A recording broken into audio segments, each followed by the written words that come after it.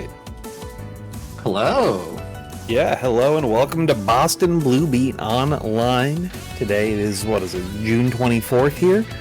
Yeah, it's a bit of a smaller bracket on the grand scale of things, but it should be pretty exciting to see.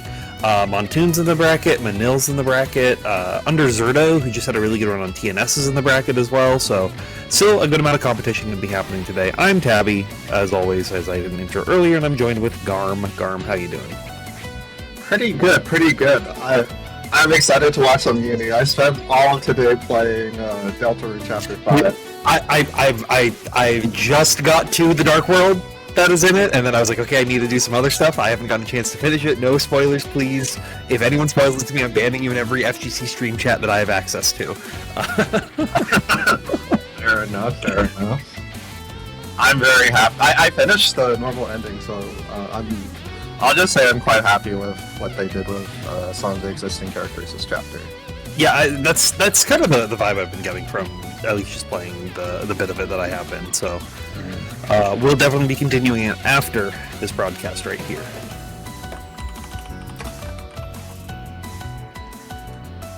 Yeah, for sure. Let's see.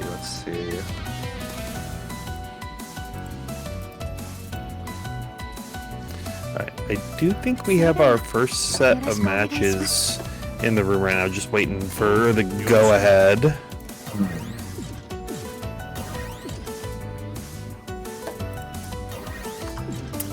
And I believe, if I remember the thing we just discussed 20 seconds before we had on, it should be Kalamari, and I'm not a Gnelf. I'm not a Gnoblin. I'm a Gnome. I'm not a Gnelf. Yeah. Are the G silent or are they not? It's hard to say. They're supposed to be silent. Like it's. I know the exact video it's referencing. They're supposed to be silent, but the person that they got to do the voice acting says, "I'm not a Gnelf. I'm not a Gnoblin. I'm a Gnome." Like they say the hard G or the soft G on it. Oh. It's like it was from some like early aughts like prank your friends by sending them a gnome video email website. Like a chain email type stuff. Exactly. Aww. Exactly. Oh, I missed that time.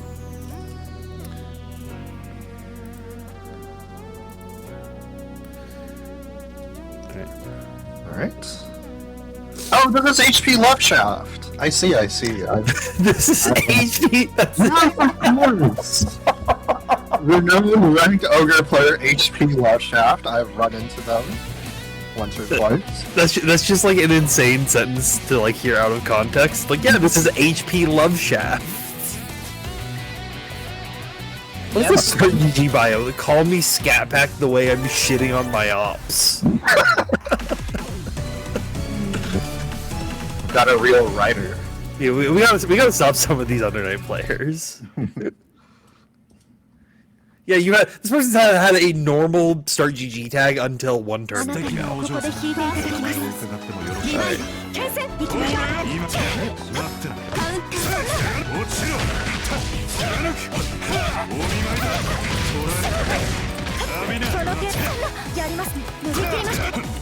this set us up here so far. Oh, okay. Nice match with Kalamari. Oh, I saw something. It was a little late on the CS. Pretty unfortunate for Kalamari. HP left half, but not enough. Once you get this bomb. Oh,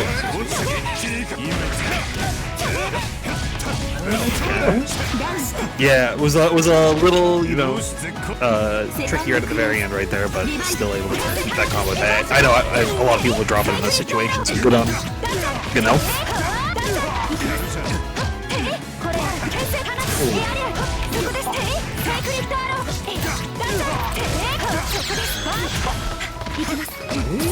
Good stuff from Kalamari.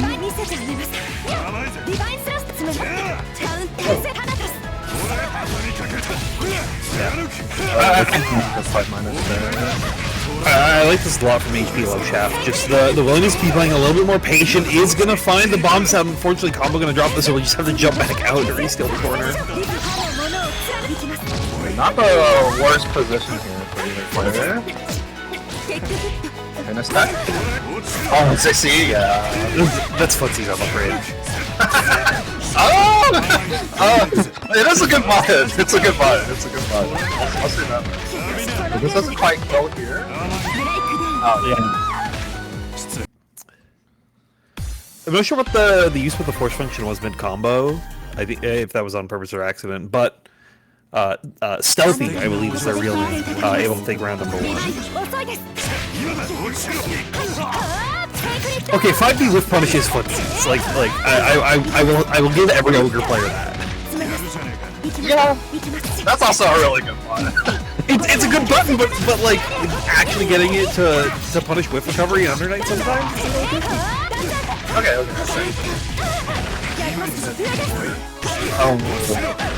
Oh, me DP, you know DP, the class. The Nino finish combo, also an undernight player class right here. Stealthy though, still able to find good routing. It's actually detrimental to your No, it really is. It really is. I also there's a part of me that like half believes that as a truth as well because of like understanding when you can drop your combos to win cycles in the early stages of games is sometimes important to understand, but right now Kalamari just understanding that they have the corner control. Oh! Not quite ready for that rush. It's mashed out on it. This is a lot of damage for I'm not an elephant. Oh.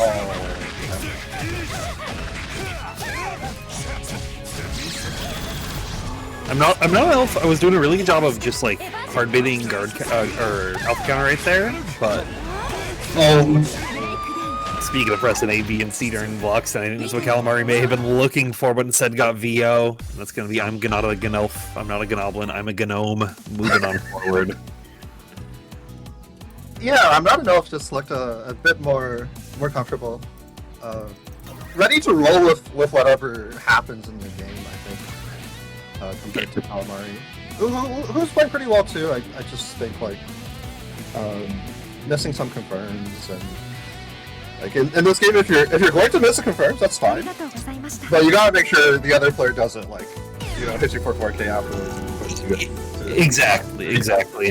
And I don't know if Kalamari's like a uni grinder, so to speak. And I definitely know this is Stealthy's main game, so that is always something that I feel like comes up from time to time. Of like, if you're not putting your both feet into the uni pool, sometimes it can be a little difficult to overcome people who that is like really their main game. So, but still, like we were saying, excellent stuff from Kalamari. Hopefully, we can get to see them make a good losers run to make it into that top 8 side. But up next, we're going to be moving on forward to winners round 2, where I think we're going to be having Deltarunner and NickyT. Oh, NickyTTruck. Yep. Why did NickyT remove the truck from the rename? It's well, the truck's now implied. It's now just NickyTruck. Oh, I see. That's the propaganda that I'm going to be going with.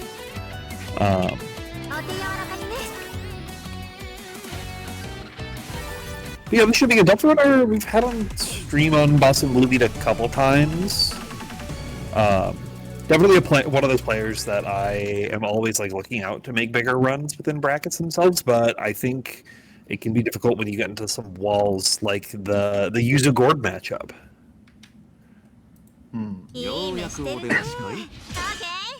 Yeah, this can be a pretty tricky matchup for Yuzu. Just having to box versus be Reaper constantly is pretty tough for her. Speaking of the devil, we did see Nicky get the trade though right there with the bottom slash, and just wanted to take this position instead of the OTP damage right there. Wasn't prepared for the dash force function. Yeah, Deltarunner is a sort of player who's like comfortable with setting things. So, from the user perspective, it's quite tough. It's quite tough. And so far, really putting that to a show within the first round right here. The NickyT not losing confidence. You already see him going a little bit aggressive with some early dashes, finding a good cross on Bato. Hit here. Looks like Deltarunner will have a cycle here. And this is when Gordeau can send viewers without consequence. Yeah. But you know, dodge is pretty good. You say without consequence, huh? I think some consequences just happened. Yeah, NickyT really on point with that dodge there. Oh, missed the roll punish right there as well, and Deltarunner going to take advantage of that right now. Yeah. Oh, it was good use on the shielding right there to try to blow up the timing, but just 6B having a little bit of that extended hitbox on it, and another punish to VO right here. I think we'll be seeing a couple of those be happening throughout the stream. What a great read by Deltarunner. This won't kill though, so yeah. Over that, I think they were expecting CSM to kill right there. Unfortunately, couldn't find it. Now trying to find anything with the TK4 will do it. That little walk back and forth from Deltarunner at the end there, that was like, I solemnly swear I'm up to no good, you know? When is a Gord player ever up to good? Answer that question. There we go.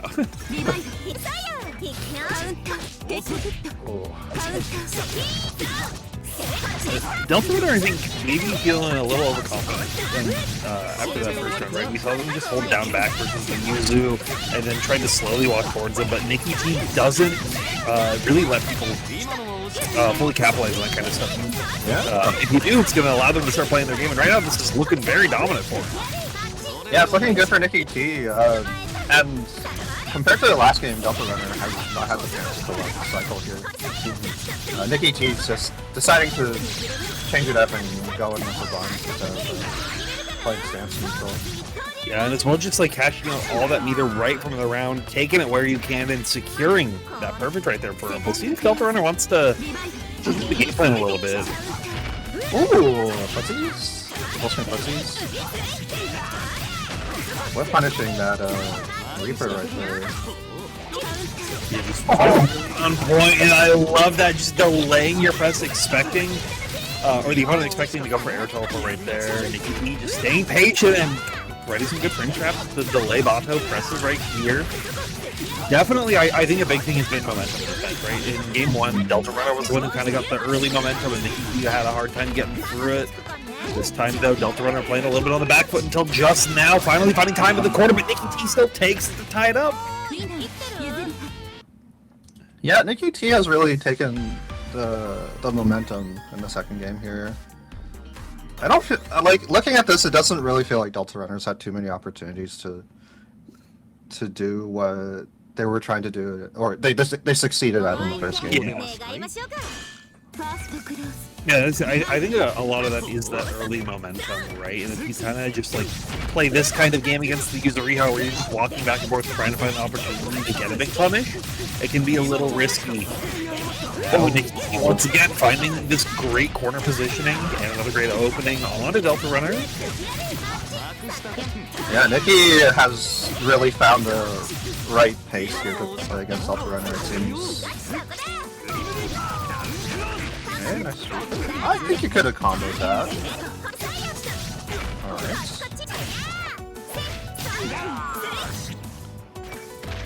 Yeah, NickyT is looking so good right now. Yeah, I mean, that's... the first round was a downward run. Clearly, you see Deltarunner being a little bit more aggressive now, right? And I think this has been the recipe for success that they had in that first game is, like you were saying, they're willing to box up close a little bit more and willing to challenge with things like Reaper. Yeah, now Deltarunner finally has some resources to play with, but let's get smashed out here. NickyT so ready for these dodges. This Reaper.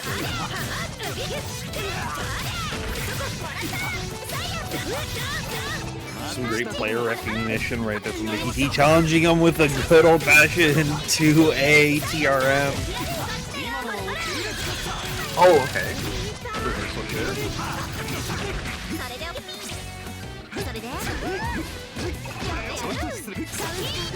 Wow, the 2C match! NickyT's so confident. Well, it really felt like after that first game where NickyT just kind of had an exact read on what Deltarunner wants to be doing. I really think Deltarunner needs to be looking for some of these bigger options to cover some further distances out. The rust comes out, but no punish right here. This is still a chance for Deltarunner. Not going to get hit until the command jump right there, and that should do it for NickyT to take it 2-1. Wow. Yeah, it really seems like NickyT like played the first game like how, you know, on textbook Yuzu that's supposed to work. Like, I'm gonna do stat stuff, you know, try to play patient and neutral, and then it didn't work out, and you just thought, well, maybe I'll just be a truck. Yeah. Just run this guy over. Like, sometimes you just have to be the Ford F-250, and you just have to show your high beams. That's all Vato is. It's just turning your brights on the highway. Yeah, great adjustment. That should be moving them up into the winners' quarters. We'll be fighting BiGGFELLA. Ooh. That'd be interesting. Fortunately, we won't be getting that on stream in that section of it, but we will be getting our last winners round 2 of Sandwich versus Samuel. A match of similar names. Sammy versus Sammy? Yeah. Sandwich still in her Deled cosplay. Yeah, it's like any convention. It doesn't go off for, you don't take the costume off for a couple days, and all of a sudden you're on the plane ride home wearing it. I feel like if you squint hard enough, all the Nanase players look kind of similar. No. No. What if it was Deled all along, though? You're gonna tell me Wishy and Deled look similar? Like. Oh, I mean, like. Gameplay wise, I don't. Gameplay wise. Okay, don't worry about like as people like. No, there's a Nanase on screen, and she's gonna press 2 on 4. You know. No, that's not true. Well, okay, every like, there's 2 camps of Nanase players. It's those who know how to do the disc setups and those who don't make it far into brackets. Those different groups of players will look similar. It's better to look at these cats. Oh, huge. Let's go, cats. Let's go. Yo, where's Uni on this slideshow? That's the real question. What? That tongue's going crazy. Yeah. Type shit.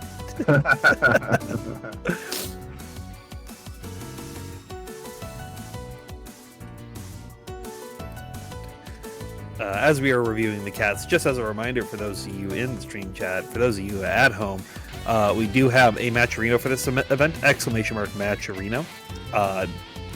There's codes on there. Claim them. It's free money. It goes to the players. There's 44 codes, so there's $11 left in there. There's $11. You can also, if you're feeling generous, donate to the prize pool. All that money does go directly to the players.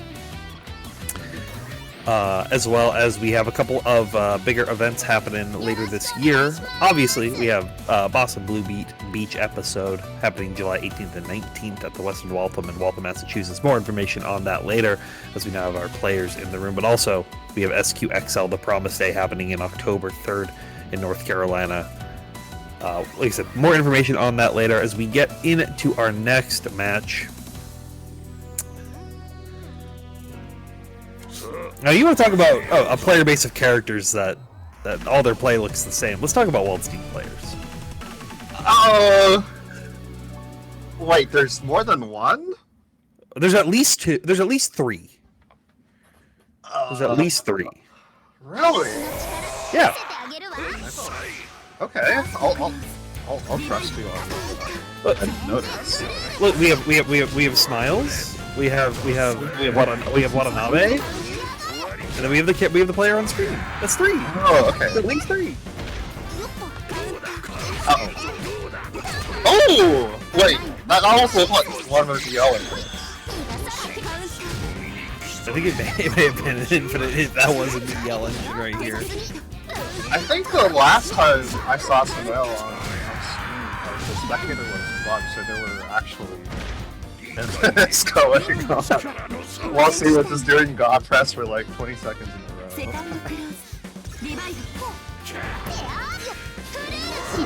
Speaking of God press. Oh, Sandwich not quite ready for the 10. Yeah, and I like that just you've seen that they're willing to play a little bit more of a zoning game versus you, so just being aggressive with the sword car sets would be pretty good.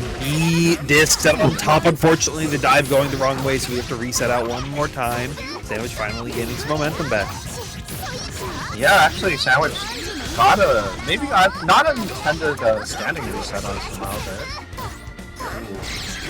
Whoa!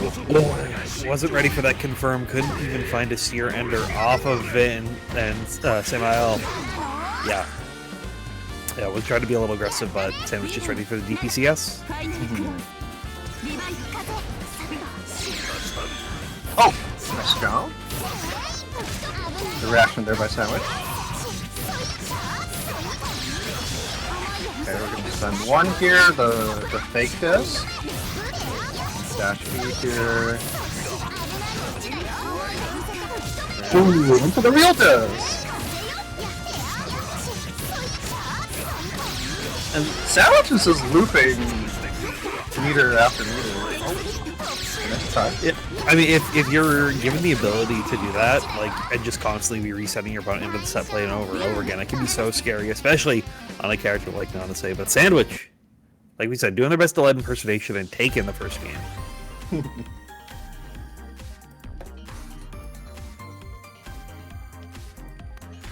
Yeah, this matchup isn't I feel like most Odyssey players don't like this matchup too much. Some of our more committal options are fairly easy for Waldstein to punish. Yeah, pretty well here. and your 5-framer isn't the best challenge in some of the staggers, so you have to be a little bit more committal, but Sandwich still finding the opportunity, and found the side swap. Unfortunately couldn't find the ability to finish their play, but they will find the God Press punish. Yeah, the God Presses aren't doing too much here for Samael. Oh! Good recognition on that, knowing that the route extension would take the third bounce right there, so quickly setting a fireball, but Samael wanted to press out of it, wanted to VO once more. Oh! Yeah, that's too low. Oh! Okay! And this is pretty good damage for Samael. So actually, it's like maybe 2 more touches here to take this round for Samael. It puts you in decent Oki range as well, but CS immediately, we get the shield on the sword card though, so guaranteed punish right there. Samael has CS as well, can make something happen, but one more command grab will do it! Nice. Yeah, that's a great 360A on the sword card pass through. Yeah, it's always a really risky thing. I think looking for a grip break right there, but not gonna find it. Good text out from Sandwich. Ooh, Sandwich is not deterred from sending the sword card though. Seems to be doing quite well. Yeah.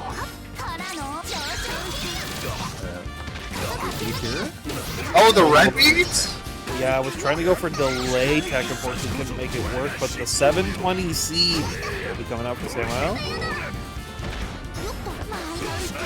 Oh, nice. Oh, wait, that's a 3K? This is crazy, dude. The post-patch infinite dealing 3K. I'm gonna place a wall for this. Look at what you've done. Look what you've done, Samael. Not only have you won the round, you've created the 4th walled player.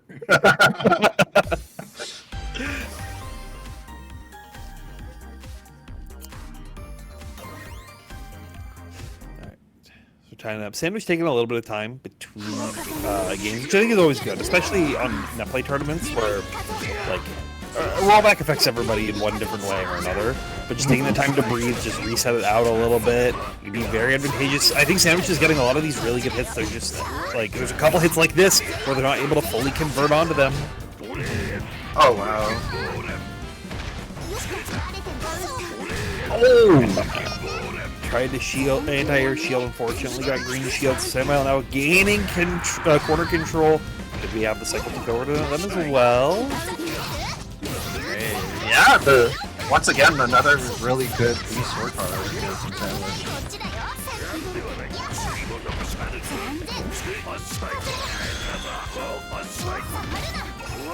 Well, not popping CS on Body Splash right there. Wanted to save it and got rewarded with the cycle kicking back over to them. Even after there's some good shields from Sandwich right here. I think tried to press out thinking that was fake disc, but it ended up being pretty real. Sandwich should be able to take that first round on the board. Yeah, I like the choice to thrust there from Sandwich, because offense has been pretty successful for her so far. So, if she can get Samael into the corner, I think she's quite comfortable. Yeah, unfortunately no one is safe from the 720C right there. Finding the ability to escape out with throw. Give Sandwich a chance to escape out of pressure a little bit. Now finally getting out of the B grabs. And we tried to toss out of the sword card. It's not going to work. You see a good concentrate mid combo as well. Yeah, it was the overhead, so it's not going to do too much damage here, but it does give Sandwich offense, and she finds another hit here. Oh yeah. Whoa! Okay.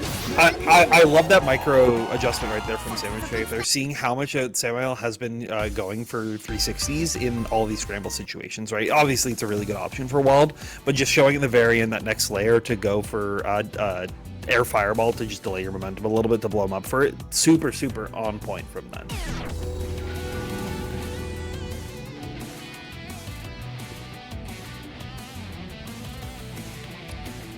Who's next? I believe we're going to be moving on to our winners quarters matches. So all these people playing for that winners side top 8. And I believe we are going to, if I had to throw a guess, we'd be going to Manil Suzuka Wave. Oh, but I think we're actually going to be doing Montoon Marathon first. Oh. Okay, I don't think I see this matchup too often. Mika, Uzuki. I've seen this a couple times before, but not a like. It's obviously not a common matchup with how niche these characters are, right? Like they have their diehard specialists, I feel, but it's not like everybody's hopping on over to them. Mm-hmm. Yeah, I feel like a lot of Mika players also happen to be Uzuki players. They're the same energy of character. Yeah, they're both like made guilty here.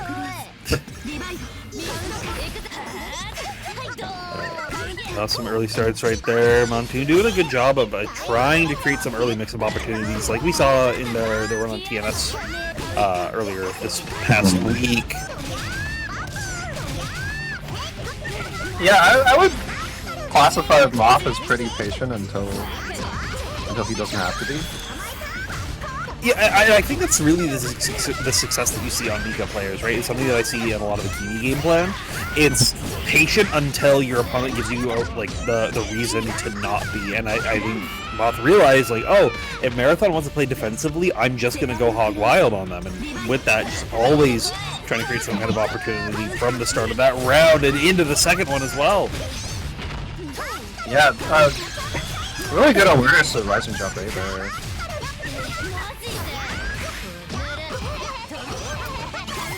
Getting the green shields, but not able to find any grid breaks off. It's a Marathon.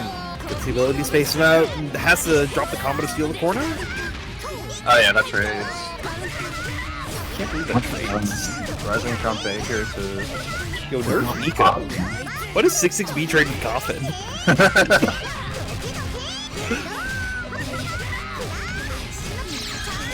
Ooh, okay. Alright. Yeah, I think that was just a prime example of what we were talking about before, right? Marathon wasn't able to get their foot on the gas at all in the match. So, I think if we see an opportunity where you're going to actually start doing some Uzuki stuff, maybe something like this. Hit was a little weird though, so couldn't find the full extension, but it's fine. Overhead Coffin going to be coming out for a reset. Hey, it was a pretty good turn by Marathon, but now Moth doesn't change it. shields right there, so was able to steal their own turn. Now this is the scary spot to be in. Oh, yeah. The side steal here from Ma. Ooh, great. Yeah, and finding the airs with these J's as well. Moth just feels super confident in this matchup.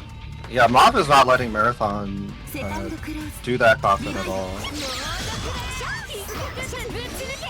Yeah, even shielding, finding the dash blocks on the 2-2A attempts right there.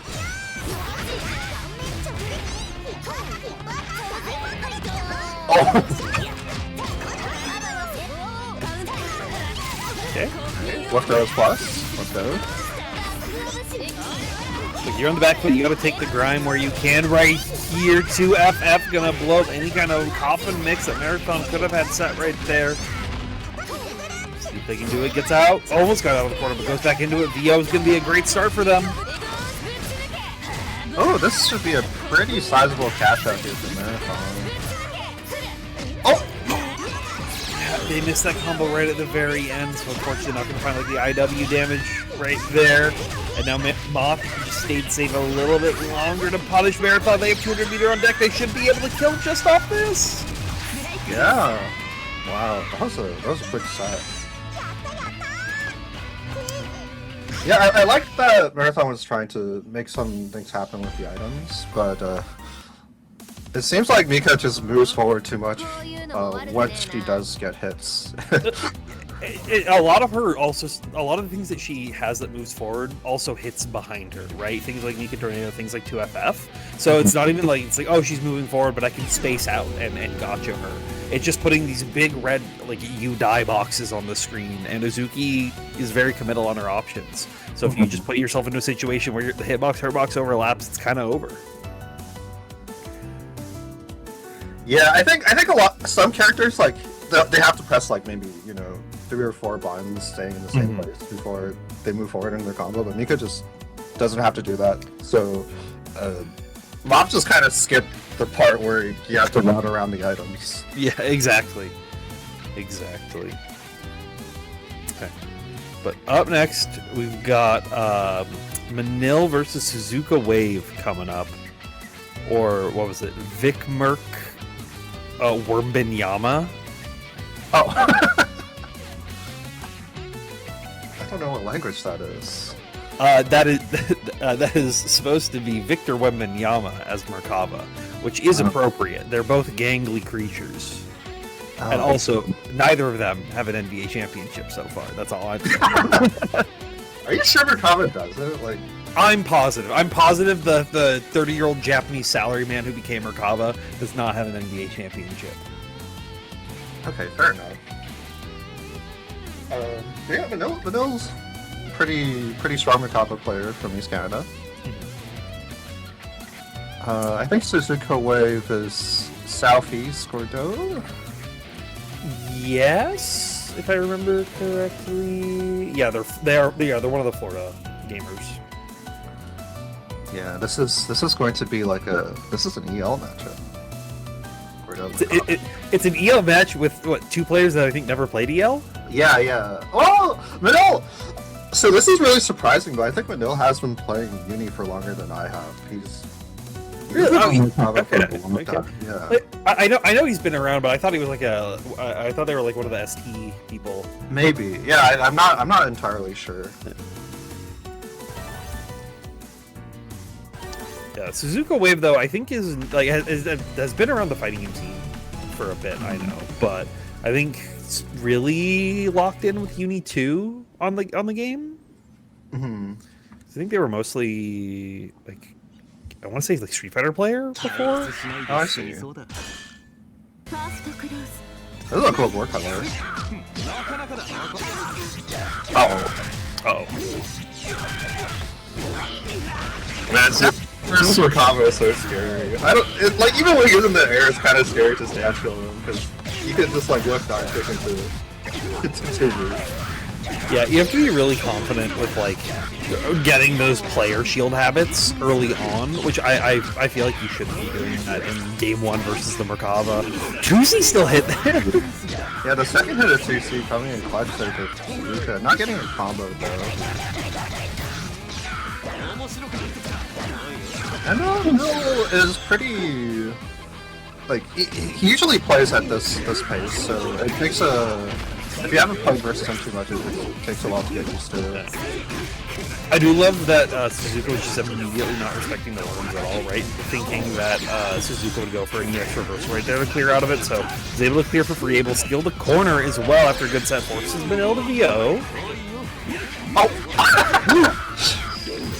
The movements? Yeah, it had the CS as well. Even I think without Steer Ender, like I think the just CS worms hitting would have been enough to kill right there. But that's just really heads up for Manil.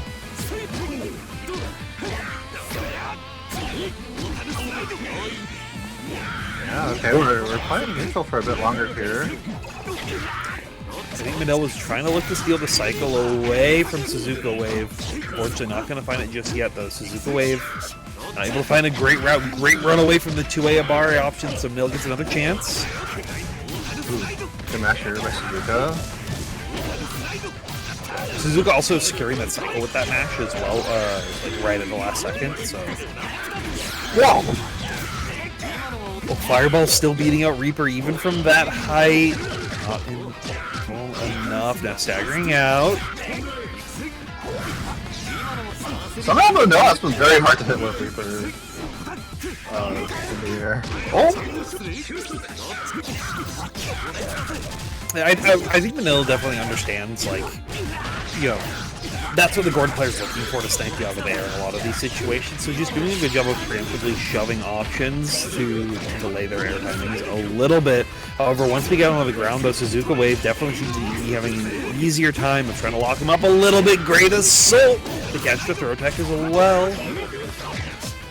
Yeah, the combo is pretty scaled, so having to sit here, not the worst thing in the world to get the round. Yeah, the combo is scale a lot, but you gotta lock them in a guessing game at a one-hit situation versus Gordeau. It's a pretty safe spot to be in.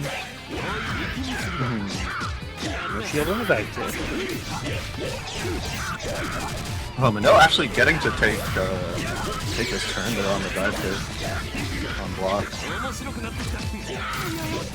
Oh yeah, delay swoop, so scary.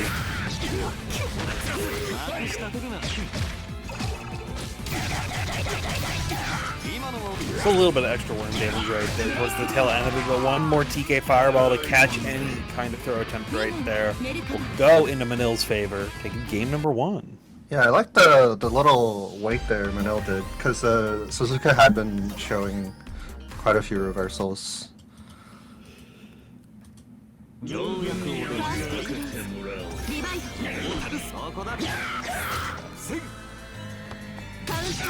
See if we can keep that up right here. Tech's out. Not going to be Demon's Gold Burst for free. No TRM coming through. Mortal Slides. We got a couple Mortal Slides that feel like connect, but not get the full capitalization on. So hopefully Suzuki can get a little bit more heads up on that. Unfortunately, heads was down as they got opened up by Manil right here. Yeah, Manil has like these weird whiff jumpers out of like tricky to deal with. I feel like that's the difference maker between every Merkava player. They have their weird setup that they do that no other player does. Yeah, definitely. Everyone has EX worms, right? But then they also spec into some strange things you haven't seen perhaps from the local Merkava player. Okay, nice block on the assault there. Ooh, Suzuka is blocking everything here. Very nice. Oh, there we go. Next, this is huge. Oh no! Yeah, missed the pickup off the 5C link after Rusty nail, but it's fine. Mortal Slide, once again, getting connected, but not able to find the reaction to pull it in, and it's going to cost him this round because of it. Yeah, some unfortunate drops there.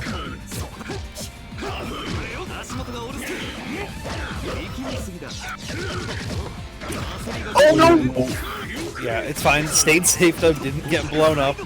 for green shielding the end. 63, but once again, the patient delay. Great from Manil. Okay. There's CS reversal here. Let's just go wave. Actually, getting the cycle here as well. Yeah, 2 sims in a row being pretty advantageous. Ooh, I think you may have been able to trade into that. Manil once again. These delays with the fireballs are going for like dive kicks just to change your angle, change that air positioning. Being so on point. Worms connecting as well right here. Might be enough with one more touch. Wow. Alright. It's going to be Manil taking the set 2-0. So that should put them into that Winterside top 8 where they'll be fighting NickyT, who beat BiGGFELLA 2-0. Wow. I think that's a slight upset, I would say. I would call it an upset, but it's not one with how NickyT was playing. I don't think it's like... I'm not, you know... My head is not exploding at that kind of thing. And Zerdo Under Zerdo beat Sandwich 2-0 as well, so they'll be fighting off in winter semis. Just that a repeat? Oh, did they play TNS top 8 together? I'm gonna say no. They both made it. I just don't remember if they were on the same side of the bracket. I have to check this though. And as I'm checking this, and while we're getting you this information, as a reminder, !Matcherino. Claim those codes. I want to see them all gone before the end of this top 8. We got 26 left, so we're like halfway there. Yeah. I still need to do it. That's on me as the commentator for not claiming the codes yet, but I will be doing it. Don't worry. So make sure that you, but don't leave one for me because I know there's more than 26. You just someone post this in NetPlay discussion and just say claim those codes. They'll get gone. In addition with that, we do have a couple of events happening later this year, but right now is the Boston Blue Beat online. We're back to weekly events and taking a break from each episode, so no tournaments on July 13th, but every other time before and after that, 8 p.m. on Mondays, Tuesdays, and Wednesdays. We've got Blaze Blue Central Fiction, which is getting a new character for some reason. Match after 9 years. Dude, no game is safe, just like Accent Core Plus R, which happens on Tuesdays. Y'all are going to get another character, and you weren't prepared for it. And UNI2 is definitely getting another character. We actually know about this one. And they'll be... We're definitely doomed. No, I have a little bit of hopium. As long as at the end of the patch notes they say we're doing one more patch after this. But yeah, that is happening every single week on Boston Blue Beak, except for the week of July 13th, where they'll be taking a break to set up for Boston Blue Beat Beach episode on July 18th and 19th in the Westham Waltham at Waltham, Massachusetts. Friday, July 17th, the venue is open for casuals with extracurriculars, including a free Uma Masume side bracket on Friday. There's 12 games. You've got all the Guilty Gears. You've got Central Fiction, UNI2, Street Fighter 6, Tekken 8, Mystery Tournament, Sailor Moon S, Current Code 2XKO, and Grand Blue Fantasy versus Rising all happening, as well as a bunch of side games, 14 of them, in fact, too many to list off here in a single ad read. Applications are still open if you want to assist with the event as well, so please reach if you want to help run brackets, you want to help make the event possible, please go ahead and fill those out. Also, play that game Persona 4 Arena Ultimax. It's pretty cool. You should sign up for that side bracket specifically. And then lastly, happening October 3rd through 4th in the Durham Convention Center in North Carolina, we've got SQXL, The Promised Day, another great anime-centered event in the Southeast, featuring all 3 mainline Guilty Gear games. It's featuring Grand Blue Fantasy versus Rising on the GBVS World Tour as a 4-star event, so plenty of points on the board. The VSAV Makai World Cup is also taking place at SQXL for those of you who are big Vampire fans. Make sure to check that out. If you're a big Vampire fan, you would love Sion Eltnum, who's in Multi-Blood Actress Again Current Code, which is also happening at that event. They have a couple of new games, including that awesome game we were just talking about, Persona 4 Arena Ultimax, the Ultra Suplex Hold. They've got Marvel Tokon and Avatar Legends all happening there. Registration is live. Start.gg/SQXL or scan the QR code. All right. Looks like we're heading into our next match. Yeah, I was trying to speed through that. I heard the game start sound effects. I was like, oh no, I gotta go. Oh, okay. We have Mop up again versus under Zerdo here. And I did check; they both ended up at 5th place in TNS, so they didn't play each other.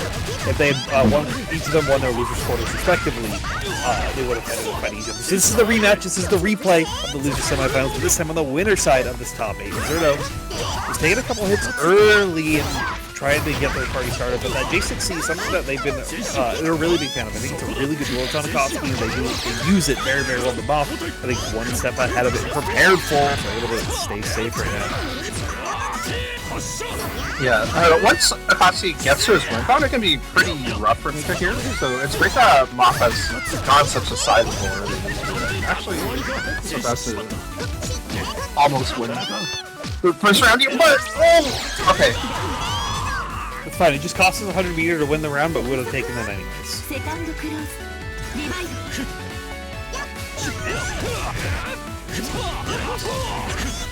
Round is a pretty good start for Zerdo here.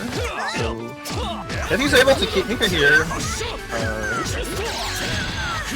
you might not have to deal with any of her shenanigans, but finding it could be not good.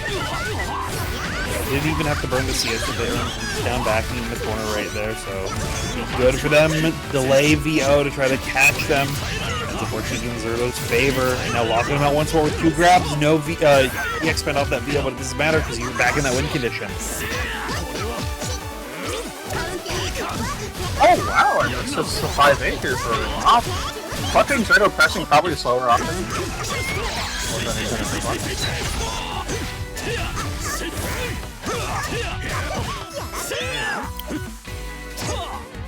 Ooh, both players are pretty patient here.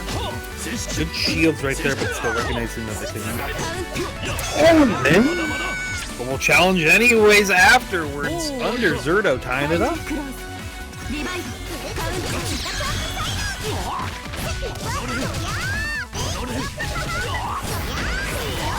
It's Mop's turn. Oh, and he just waits! Yeah, we've seen Mop be so aggressive again and again and again after getting knocked down, so I think Zerdo thought that he could get away with the DD, but Mop just staying so patient right here. Oh.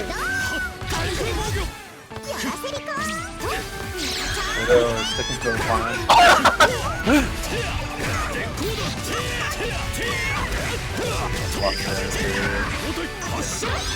Like still ticked over, trying to shield out right here, but the J6C finally connects, and as long as Zerdo keeps it tight, that will give them the round, taking game number 1. Wow. They're very close. Both players having pretty good reads on each other's reversals in this race.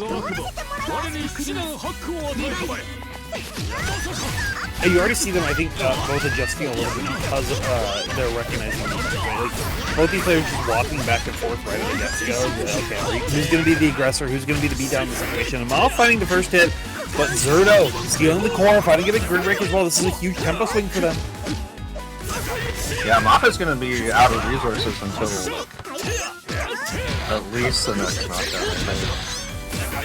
Yeah, especially with how much they're shielding right here. They've been just shy of that 100-meter range to reverse ab, but we'll be getting into it now. Has CS as well. Make something happen. So the 6-6B is going to be the party starter for him. Did he just 6-6B beat Toxic? It looks like it beat out beat Toxic. Wow. I don't think I've seen that before. It must just like low profile it just enough, but you can't low profile EX fireballs like that. And Zerdo taking another round in a row, setting themselves match point. And Zerdo. On a terror. Yeah, it was something I know we were talking about this at TNS. Having the confidence to be right is such an important part of playing Gnot, and I think they're having a lot of success with that, right? The confidence to be like, okay, if we succeed, it's going to work out in my favor. I don't have to worry about any kind of crazy reaction. J6C's not going to get shielded. It's still my turn. It's still my turn. What are you going to do about it?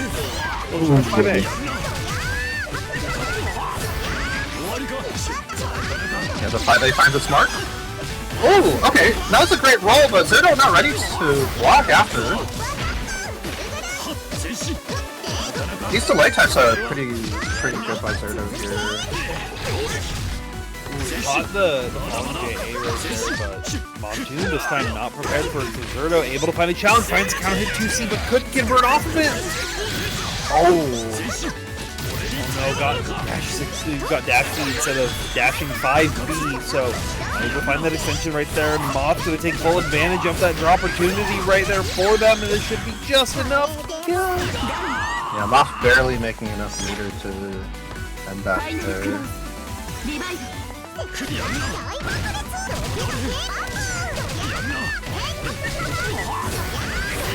Hey, yeah, Moth finding some good dash Bs, all set.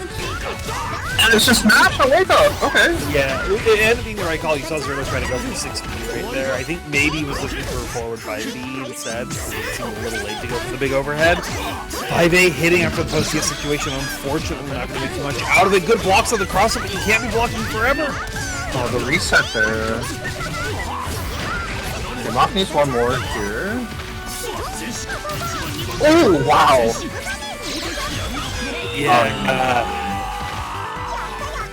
You try to press, but you can't be pressing into EX Mika missile like that. And Moth tying it up 1-1. Yeah, both of these characters have such strong, like, EXs after extinction. Like, EX Blitz Shot versus EX Missile. Both super fast, super hard to contest with Yeah, so I love the aggression of these players. They just like, I know exactly what you want to be doing and how to get out of it. And that's a huge thing that's had a lot of success for Zerto so far. You find an opportunity to open Moth up once again. Good rollout for Moth this time. But Zerto's doing Moth back into the corner. Moth once again finding a great A-button mash here. Yeah, yes, flip shot. Oh! Miss the combo. Good shields right here. Yeah, has to VO. You don't know that makes them losing so many times in a row. Dude, the way Moth gets the mash, like, you wouldn't believe that he plays a character with that. Like, he's getting to mash as much as some Vatista players. I think that's the key to success for someone like me, right?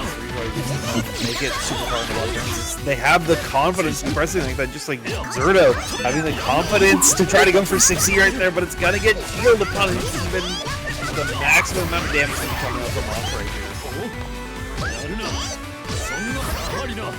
Moth playing here, finds a good assault.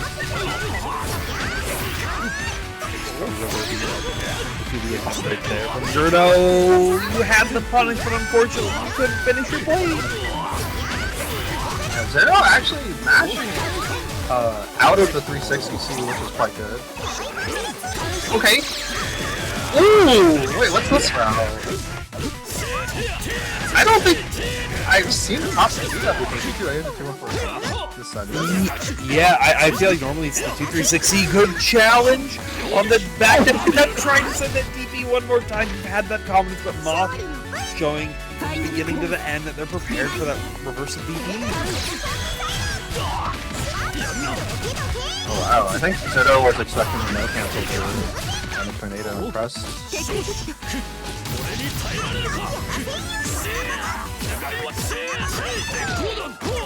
Okay. Moth getting the cycle here, but he needs to find his way out of corner still.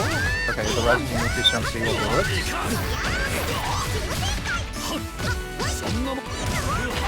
CO by Zerto. Oh, the constant just be holding dash in the face right there. CS comes out from Moth, tried to challenge it a little too late as Zerto already pressing 5A. I saw the delay and I thought they had to that's a big throw for Moth right. You're getting the grip ring as well. Yeah, one more throw will do it for Moth, or yeah, that mix-up will do it as well. Really, really quick set. Yeah, Moth just playing a little bit more patient towards the end of it after seeing how aggressive that Underzerda was looking in a lot of these situations. So, Sponge Blitz Grid Guy going to be moving on down to the loser side of top 8. But don't worry, still in the bracket. We'll still be seeing more of them later on forward. Up next, though, Manil back on the screen. They're going to be fighting NickyT. This is also, I feel like, it's a pretty rare matchup to see on stream. I live in the Pacific Northwest. I saw Rourke versus April every single month. This is an average Tuesday for me. But yes, I think on the grand scale of Undernight, this is a little bit more of a rare matchup. Oh, okay. Yeah, so Manil goes from having to maneuver around Gordeau Reaper to having to maneuver around UNI2 Seems like they need to get to that point too far. Right now, NickyT just looking very dominant right here, trying to set these folks and trying to catch Manil's shield habits, but instead, we go for the Lebato follow-ups. Yeah, NickyT is pretty successful today from what we've seen, just playing very aggro. Yeah. I mean, that style of Yuzu has always seen success throughout. Someone like Carpus, who I always mention, who's like willing to just go super aggressive and force their opponents to be checking on Uzuki, which is something that some people aren't prepared for in the matchup. And NickyT getting a lot of success with it, especially with like that 2A Abare right there. Yeah, great match there, right? Oh. Yeah, that's tough. I think the right thing to do is to dodge teleport? I don't remember. But I think it's hard to deal with. I think you can dodge, just the timing is really awkward. Let's see, I think definitely someone will be seeing throws be down to this. You can hit it for us later on stream right now. Manil finding another big hit to try to even up these life totals a little bit more. Oh no! But it's fine. It's fine. It was just a reset. Nothing to fear. It was a good old-fashioned American reset. The worm throw, it's a ton of damage on Jack right here. Good shields out, forces the CS to come out from Manil. So NickyT finding another 2A challenge though, and has to put a meter on deck, so as long as they keep this routing simple, they should be able to close it out, taking the first game. Yeah, what a great timing on that delay too, right? Definitely caught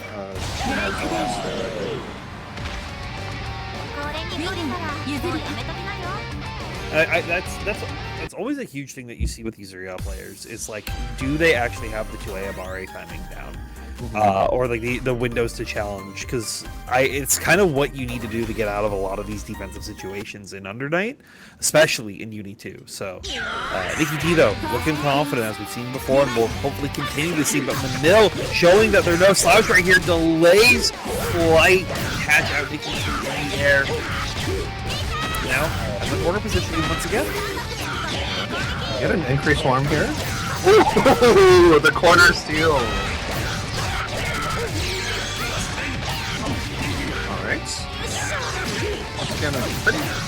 Oh, these are so good. And this is the thing where it gets tricky. We've seen NickyT be very much on the offense, and when they've been on the defense, it's not been versus some of these crazier worm sets. But as soon as Manil's able to find the opportunity for any kind of worm set, it's so far been very, very successful with them. I was curious to see how NickyT wants to adapt to it, tries to teleport out, but goes for a horizontal slash instead of up forward slash. So Manil escapes for free and takes the corner. Now NickyT has to deal with the CTC. Oh, the 2800 damage throw, Alex. It's 2800 damage, and then there's still worms on top of you, so they're still going to go for a mix just like this, catching the green shield after the post flight, and Manil with a quick double perfect right here. Manil says, I have a solution to Yuzu. It's kill her. Don't get hit. don't get hit her, GG's go next. That's what Manil's plan is right now. Oh my goodness. Okay.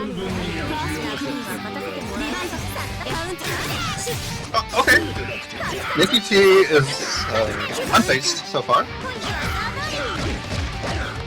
Yeah, I think that's kind of mentality that you really have. You can't allow yourself to think, like, oh, I messed something up. It's not like this is going to go wrong in the next set. You have to go into your game plan that you knew had been working and see, what micro adaptations he was making. He was able to steal Celestial right at the get-go, so that's a ton of meter early on into the round in NickyT's favor.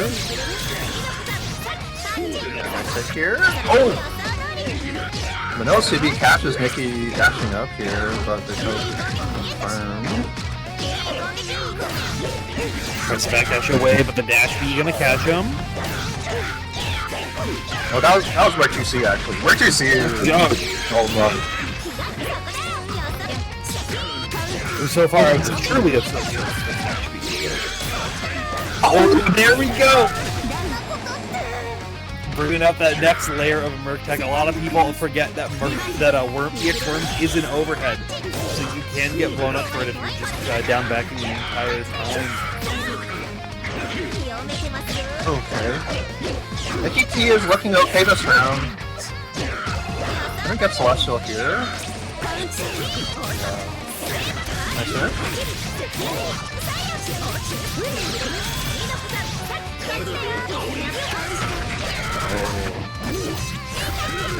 I think this is a difference maker that Manil has recognized, is that NickyT is just a little slow off going for teleport immediately after that combo right there.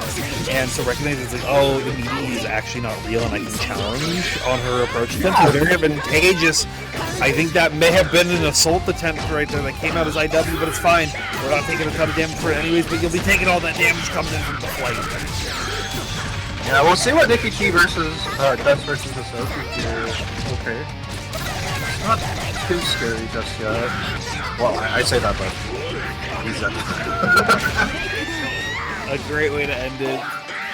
Catching with the Ogre and immediately rock the baby. That's Manil taking the set 2-1. Gonna be fighting Montoon in that winners finals. Yeah. That's a...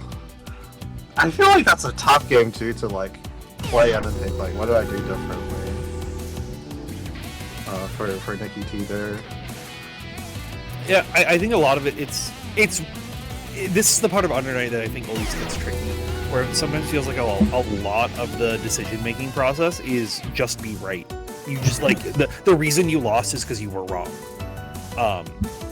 And there are reasons, like there's ways that you can expand and compound and think about that. It was like, okay, why were you wrong? Was it your positioning?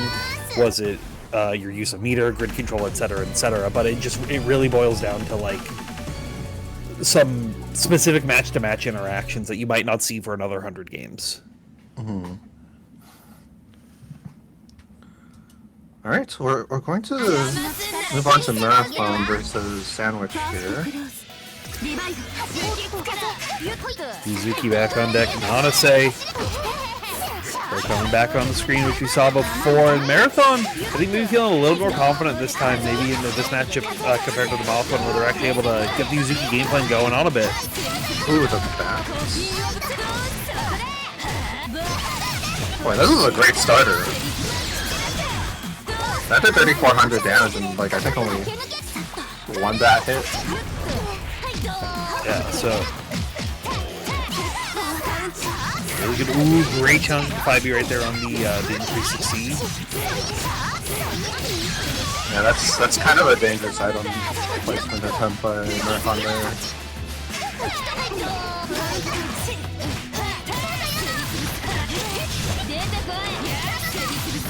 If they don't let that get to them, immediately just coming back, finding the hit. Yeah. Oh, the bomb! Oh no! And you still got the full pickup after that as well. Marathon stealing that round right at the very end thanks to the powers of bomb. Chekhov's bomb. That was some real like Faust player luck they just have right now. I guess the bomb still works. It's all in according to plan. That was like the platonic thing. Yeah. But Sandwich is, I think, rightfully a little upset off that, with that momentum steal being taken away from them. So they'll secure a perfect right here. Quickly tie it up. And that is the big thing. This matchup, I feel like if you just lock Uzuki in the corner, it's what did you do to actually get out of it? System mechanics. Yeah, I think if you take it easy on offense, it's pretty hard to do it. And so you see Marathon even not want to give up this exact spot on the screen because they often.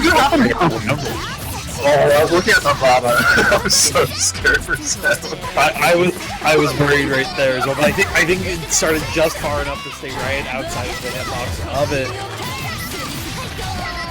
There should be good. No item cost, just coffin. Oh, he sent another coffin from downtown to see to keep it up, and there's the bunny. Oh, the bunny enabling Marathon on a high low there. Excellent stuff from Marathon right there. Just good use, like, not even using, I think, like, the scarier part of the bunny Oki that you get, and just was like, yeah, I'm going to use this to, with, in combination with 2-2C, just clutter the screen that you can't tell if I'm going to 2C or 6C. Yeah. Ooh! Nice rush punch here by Sandwich.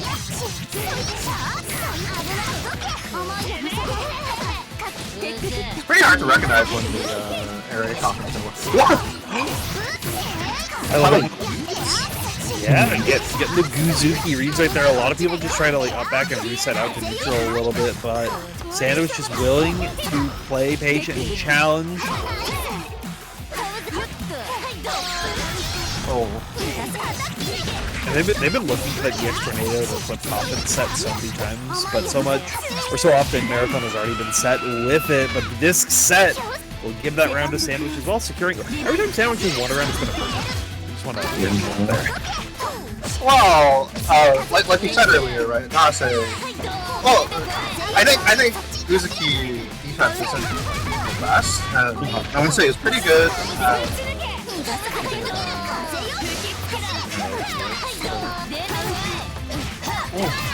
Oh, what a pickup!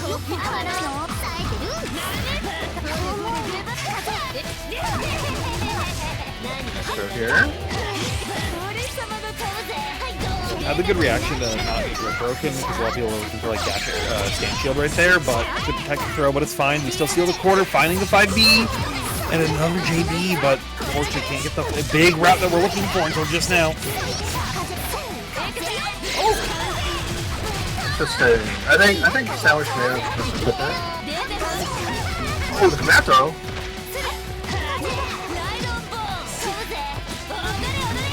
Hey, empty assault throws are doing pretty good work for Marathon.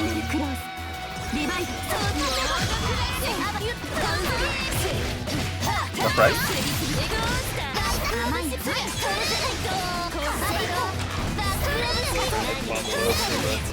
Good job of staying on the other side of the screen. The bomb is on top of there, so we have to go for air fireball to delay the move. It's not get blown up by it. Yeah, that was a really smart adjustment in Sandwich with like the bomb. And goes for immediate dash D low right there. Yeah, Sandwich has a lot of resources to play with here. And she only needs one more throw. Okay, nice thrust here. Marathon. Oh! Yeah. Good recognition. Immediately as I see that item toss is coming out to call the EX sword card to cover so many options that Uzuki wants to bring to the table. And Sandwich, she's staying alive, tying at 1-1.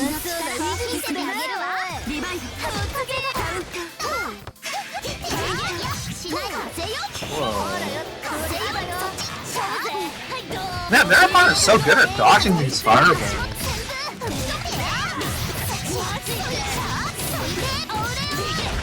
Yeah, it's something I've been like very impressed with as we're watching them, but I think Sandwich is even getting the read on that, and you're seeing him come out less and less. It's really only at the like round starts with the full screen situations. I feel like a lot of Nanase players will just like full send the fireball because they think it's such like, oh, it's the good option, but Sandwich is really only using it when they need to for like survivability. Oh, that right there, sending in the EX sword car, be able to cover all those projectile options and still have the fireball to come in and keep you safe. Make this a set, but Marathon just blocking it out, but you can't block throws. Oh.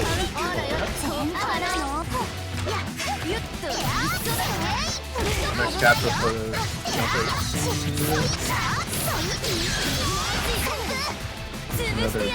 oh no! Yeah, I thought they would go for something like a deeper meaty after the B-disc set right there.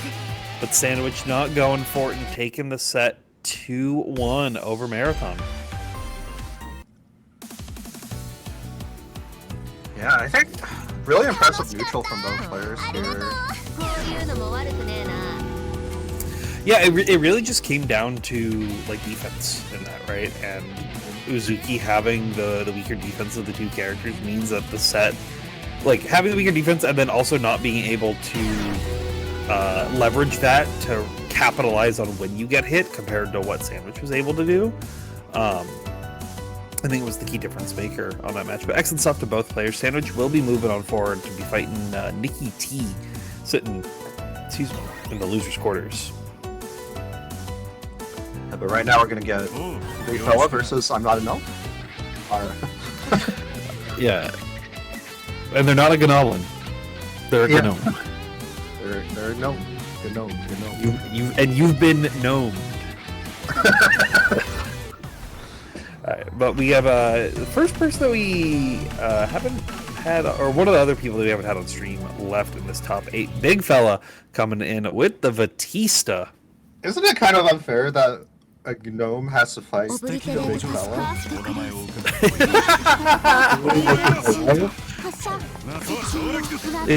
It is David versus Goliath, just depending on who you ask for the Vatista Ogre match as well. Oh yeah! This is famously a pretty tough matchup for Ogre. But you know, Ogre with Bob on the other character, every matchup is even or better. I was saying, have you had the consideration of what if you're just right? What if you're just right 100% of the time? What if you're right with the CZP? What if you were right on the post-open situation? What if you were wrong because BiGGFELLA hit-ironed you? Oh man, the amount of times I've seen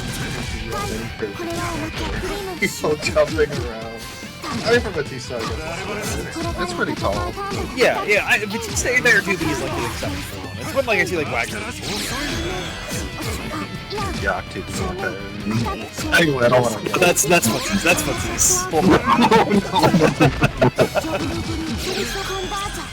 Okay, safe disco here. What's the mix? Okay, the left and right. Oh, the jump. I like from BiGGFELLA, I think he's just really good about playing that well, right? Knowing that Stealthy really like get in and say it's clobbering time and try to lock you down, but BiGGFELLA willing to even go for like DP trade right there, right? Like, hey, maybe I don't get the life lead, but I keep you off of me. I could have maybe challenged you in the midstream, but instead, EX hat gonna be coming through. Misses the beat grab though, so BiGGFELLA gets a chance to breathe.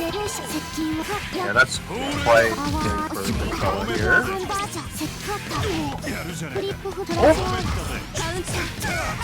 Oh, good shields right there, recognizing Adriel.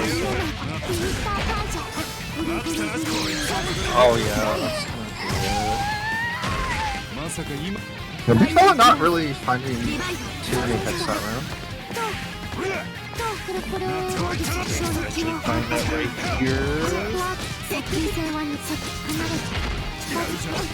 Gnelf is going to be getting up close right here. Yeah. Take this spear ender. We do get a flash kick out of it, but oh no! Just immediately re-challenging as soon as I'm afraid. Why does bomb not go away on hit? Oh, that's gonna be it for game 1 here. Yeah. There we go. I'm not a Gnelf.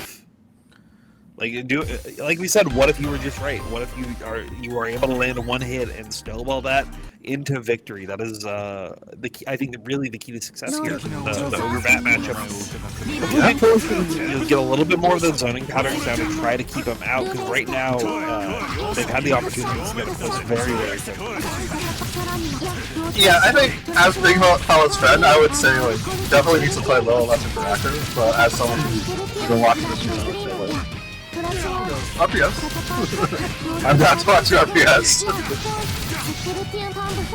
Which I think you're seeing that, right? They tuned in, they heard your advice immediately as the round started. They okay, so play a little bit less interactively. And you see them just preemptively setting stuff to try to deal with the Ogre pressure, not allowing the other player to play that kind of dash ball game. Play any kind of game, really, just a full lockdown with a perfect right there. Yeah, ooh. Wow, the backdash. There. Yeah, had a gem on right. Maybe if he was held down, so there wasn't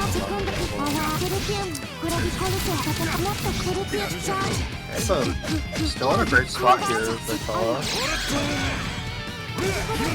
EX Fireball from Ogre clearing out the Fireball Vatista. Oh no! Oh, almost gave it time, but 660 last hit right here.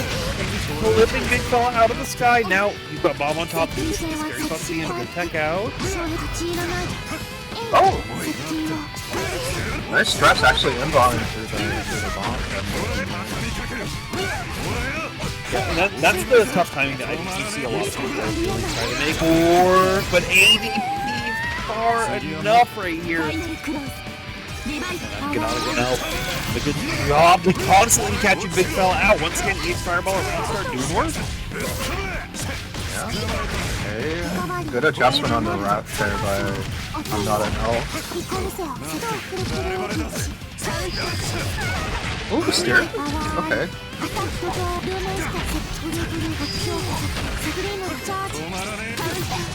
Oh yeah, you can't do anything there. Maybe a roll, but even then. Okay, this goes. There's a good speed. This is scary for BiGGFELLA. Oh!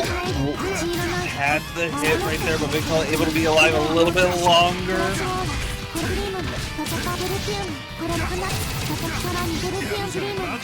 Oh! No, didn't finish the combo, didn't have 100 meters. You're right there, yeah, you're dead. It's over with 150 meter. You have no health left. You will have to spend it with the 316, but that'll be I'm Gnot Gnelf. Moving on forward to fight under Zerto in losers quarters. Wow. I'm not an elf. Doing pretty well. I'm not an elf. I'm not a Gnoblin. I'm a Ogre.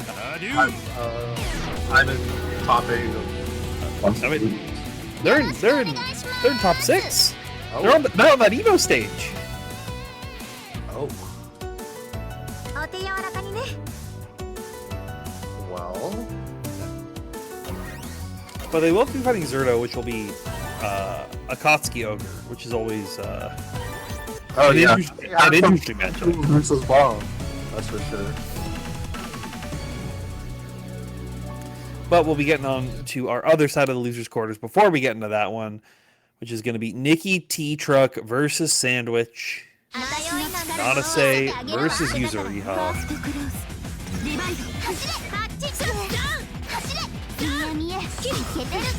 Yeah, let's see how these two players line up, because they're both quite aggressive.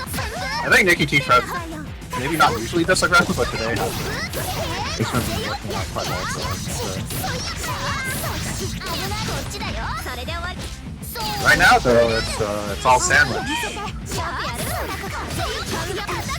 Oh! The Buggy just buried the fireball, though. Yeah, this is fortunately for Sandwich, this is a pretty similar matchup to what they just played, right? It's the mentality of you have to, I gotta be on the aggression a little bit more. However, NickyT is just someone who has been showing all night the confidence to just be like, nah, I'm gonna press 2A, what are you gonna do about it? in those same situations. So I'll be curious to see how Sandwich Hunter adjusts their pressure accordingly. Right now, they'll just be slamming some lows to catch any kind of backdash attempt after the run up there from NickyT and taking the first round. Yeah. Oh! I think that was hoping that would hit.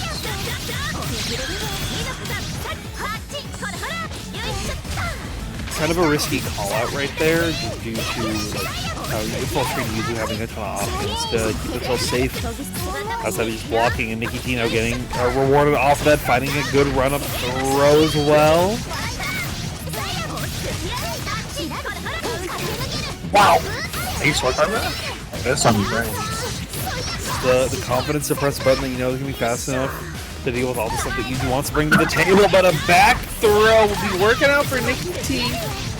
Won't be enough to kill even with 200 meters, so we need one more push afterwards, but these throws have been so on point for them. We won't be getting unblockable today. CDP coming through for Sandwich. This could be the snowball that you need, but we just guard thrust out.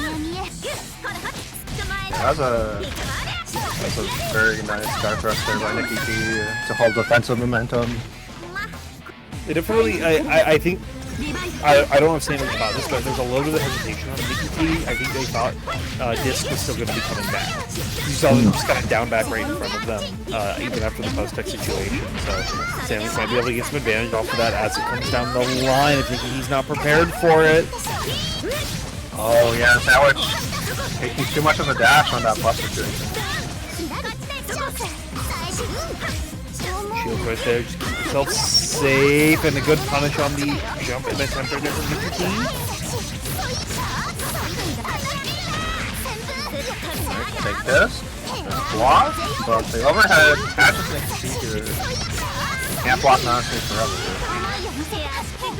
You gotta start today, Disc in front of you. And we've been seeing people attempt to VO out of that again and again, but the overhead CS connection off the sword car will be what does it for Sandwich to actually close it out right here.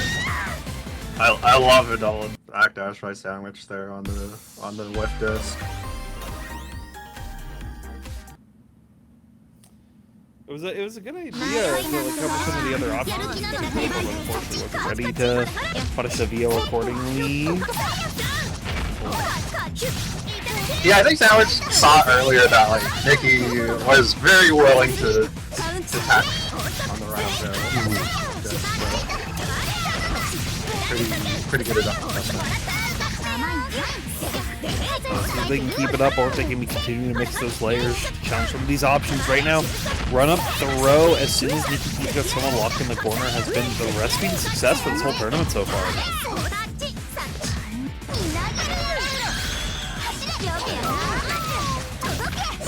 The high gets the Sandwich having a pretty big life deficit. The throw helps a little bit. Tries to catch with delay, follow through. Fireball, but not going to work out, so NickyT just back the zoning patterns. But the Sandwich to play the defense game a little bit right here. Try to find an opportunity to close it out, but you're getting clipped.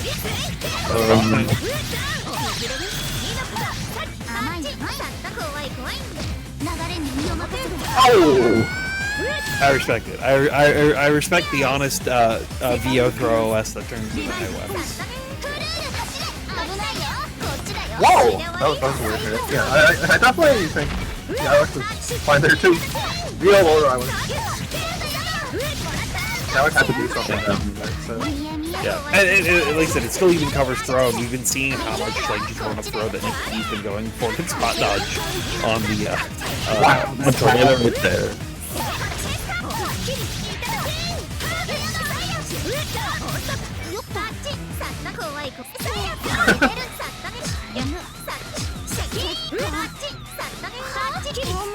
Oh, throw, but no punish from Nicky as we're just trying to control the space right here. But you've got the life lead in 60 seconds. If you're a user player who doesn't get bored, you can close it out right now. But instead, Dio comes from Sandwich. They have Celestial as well. This is going to be a nice bit of extra damage on top of this combo.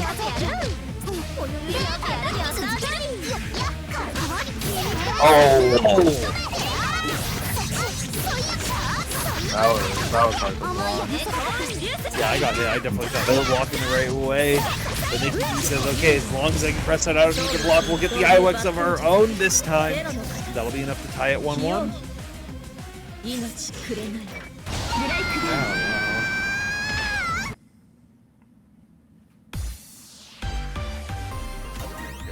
is a very close set. Both players are just like they're presenting backdash shooters so often. They're really trying to kill each other. Look, that's because sometimes you just have to say you're gonna, I don't care if you live or die in this game, I'm here to win. Speaking of what NickyT is sending the tornado. Oh! Wow. Great dodge, but not ready to pick up the 6A there.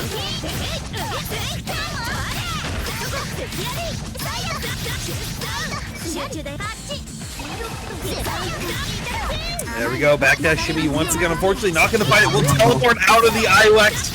No animations for you, Sandwich, only for NickyT, so...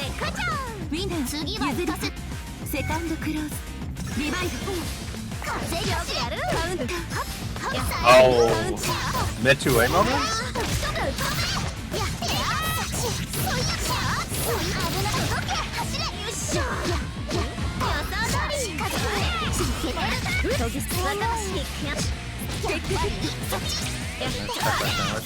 NickyT! Yep, these 2A matches are definitely quite reminiscent of some other Yuzu players.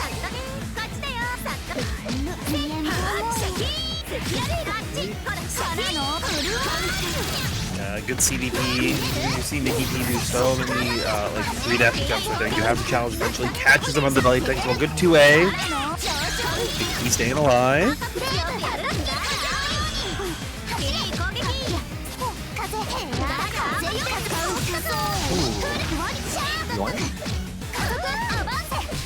Oh no. Yeah, maybe Sandwich was counting on the cycle to save her there, but arrived a little bit late. Oh! Wow! Wow! Great call with the dive right there. With the teleport attempt in from NickyT.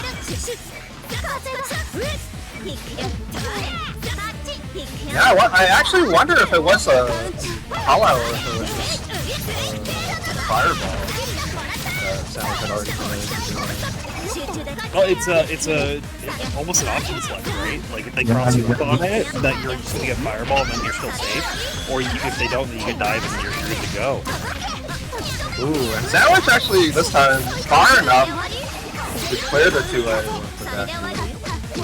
Found the hit, but unfortunately couldn't get the run-up extension off of it. Still getting the Venus from off the side. Died for so long. Very hard to do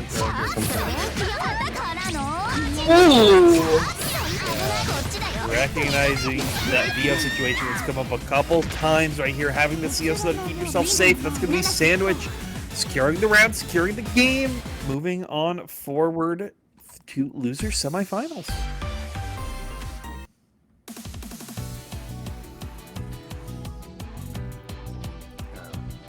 Great match. Yeah, definitely a great game to look back on. Hopefully we get to see more of them in future events. But up next, we're bringing back. I'm not a Gnelf. I'm not a Gnoblin. I'm a Gnome. I'm gonna try rejoining the comms because apparently my mic is a little off. So. Ooh. Okay. As Garm is getting that all squared away, they'll be fighting against Underzerda, who we've seen a couple times on that Akatsuki. And a couple things that you guys can do: do !Matcherino. You still have 18 codes remaining in the pool, so please claim those if you can.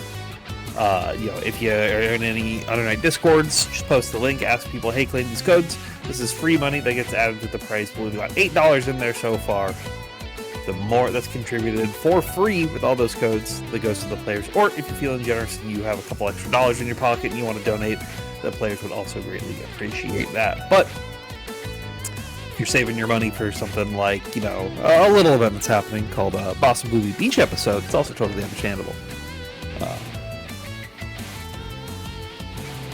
Yeah, or maybe SQXL. Or SQXL, yeah, both of them great events that are happening here on the eastern coast of the United States.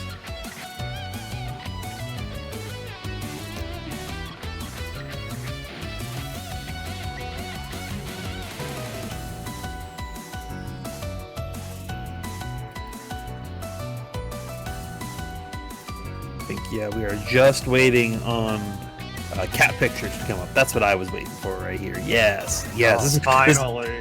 This is the stream that we've all been waiting for.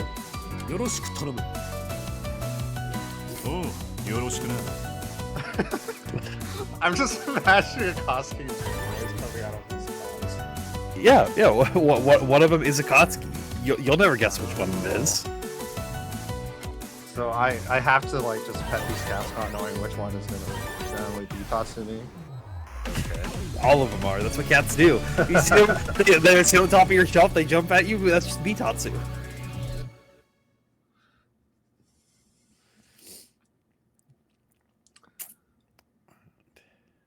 All right.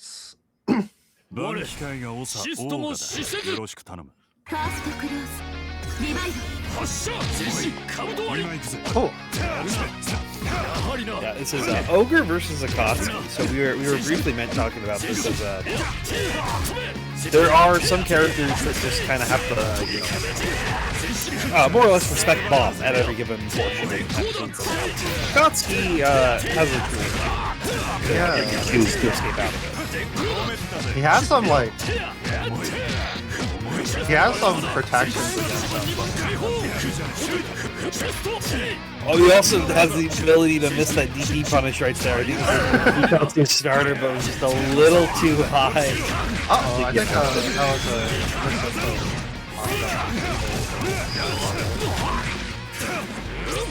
Bomb on top of him has the CS opted to go for DP. Yeah, that's a good trade there for Underzerder, just taking that running off down to I definitely had the life bar swapped on like the characters, so I was like, that's kind of a risky play to do with that little life right there, but...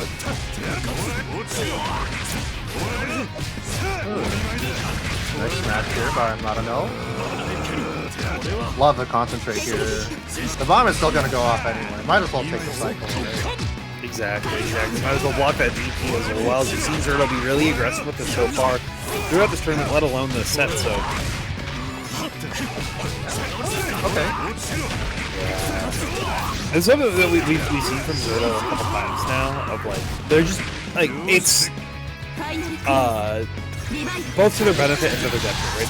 Their willingness to just go for these really aggressive wake-up options, but if your opponent is just playing super reactively, super defensively to call you out onto it, it can be a little scary.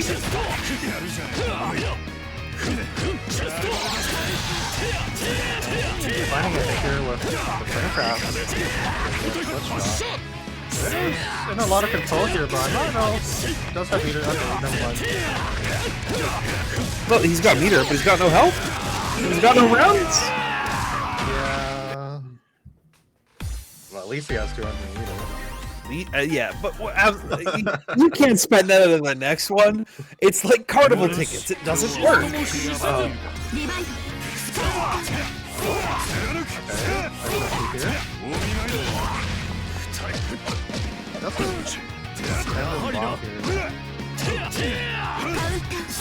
Whoa! That was a weird looking hit. Yeah, I think both players are not ready for that one right there. Their fireball though for Gnelf good. Be able to control the neutral a little bit. It's allowed them. Finding another grab set. Trying to concentrate the steal cycle a little bit, forcing Zerto to spend it right here. Bomb on top of them as well. They're going to be taking 2K for that throw. These slight delay 5Bs are Well, I feel like the last time that we saw them, or the first time that we saw them, was the exact same thing, right? Like, the big fella match, you just with DC, you don't get the opportunity to press single A5B like that. Yeah, you pointed that out earlier. They're quite good at it. Yeah. I definitely think it's something that, there's certain matchups that you can put into fireball matchups and certain Lariat matchups. Really, Akatsuki is one that you can't really do either. Neither one is like the best case option, so you have to play a little bit more of that footsies game. And that's what Gnelf has been doing very, very well so far. Every single time we've seen them in a strike throwman matchup. And I think that's going to be continuing to let them put in the work after they've tied it up 1-1.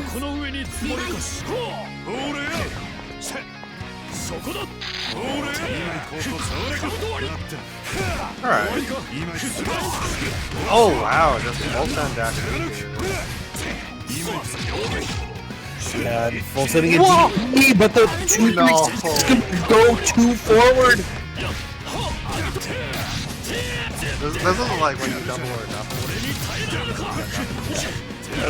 Everyone's prepping for Evo, right? It's all gambling. They're getting on their flights tomorrow, they're going through, so okay, we get it out here so the roulette tables are clean.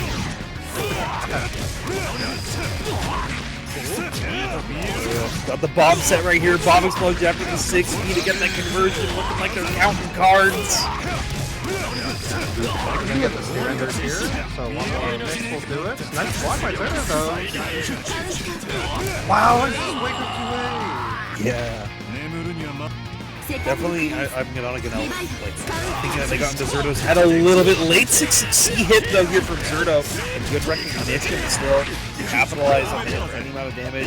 Better than none, and a great footsies right there as soon as they see Gnelf wanted to be pressing out a little bit more. A little bit challenge, he thought so as well. I feel like I haven't seen this Gordeau show up in like 4 games, and now it's finally coming back. Just the willingness to have that confidence behind your actions and having it work out just like this.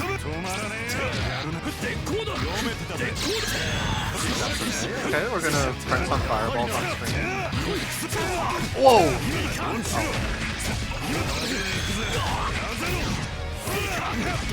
Okay, what's the mix here? Oh yeah, I'm not enough really preferring to 6B here, but I think when you're behind from this spot, you want to play for higher forward options, like dash B. But sometimes the reward just comes to you. Another DP baited for Gnelf right here. You have 200 on deck, you have the IW, you're not going to drop it this time. That's going to be them taking the set 2-1. Wow, I'm not enough going. Getting pretty far here. Losing in round 2 and making it all the way up here from loser side. Yeah, like with your only loss being to the 1 seed sitting winners finals. So yeah, definitely making a run, and like I said, getting through very good players as well. Like beating Suzuka away, beating BiGGFELLA, now beating Zerto. Will have the opportunity to potentially continue that trend in their game versus Sandwich, but we'll have to see as that comes up. I think we're going to be moving back up top towards the winner's side. Get a little bit more of that Montoon action, a little bit more of that Manil action for some Mika versus Merkava. oh, this matchup. Yeah. This is a really interesting matchup. One of the reasons I picked up Mika in clear was because she just kind of... I don't want to say invalidates Merkava, but she's quite advantaged into some of the zoners. And for the zoners, it's quite hard to play into her. So we'll see if Montoon can make that happen, or if Manil can stop them. I definitely would agree with that. This is also, I'm very fortunate today with the characters that sit in this top 8. There's a lot of P&W classics happening. And it definitely feels like that the Merkava player really has to. It's almost the inverse that you sometimes see in like the Mika matchup, where sometimes the Mika has to be a little more committal into an option to deal with the opposing enemy agent. But Merkava, on the other hand, has to be that little bit more committal option to deal with the Mika champion. Yeah, I think there's like a few checklists that Mika players want in a matchup. You know, a character doesn't have a meterless DP, they don't have a 5-framer, and then they like going into the air a lot, and Merkava's all of those things. So. Yeah. But if the Merkava player can, like, A, get a tempo swing early, but also just continue to stick down on that grounded play, it can be very advantageous for them, and I think it's sort of what you're seeing right here come out from Manil. Yeah. Manil getting some solid hits here. Moth is, he was mashing like before. Yeah, I definitely think that the Moth aggression has been successful for the early stages of this tournament. It might need to be changed a little bit. Because Manil, I feel like especially loves going for some more standard like frame traps and just delay pressure, trying to catch you pressing. And I think you're already seeing Moth adjust that game plan a little bit more accordingly. Yeah, so... Oh, okay. Yeah, maybe Moth is just feeling it out, you know, he's thinking, well, I just want to make sure that he actually will. Yeah, uni rounds, you can gain so much information that, like, obviously you try to win them, but accepting it, like, hey, maybe I lose this, but I gain a lot right here, just like I let you know, maybe you're not prepared for this new prank that's coming out of my pockets. Wow, okay, that was actually very finesse movement. What side did that hit on? I'm just surprised he managed to dodge the shield there. Yeah. It looked really close. It was like pixel. Mob is going to take a perfect in round 2. Wow.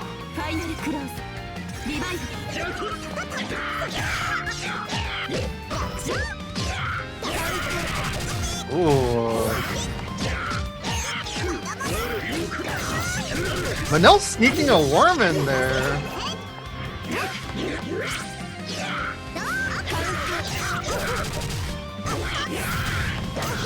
From Manil, like I said, recommitting to that ground this game a little bit more, which was the big key to success in that first game. Like, game 2, the key to success of Moth was just be right all the time. Whoa. Oh, I think Manil thought he had landed. Yeah.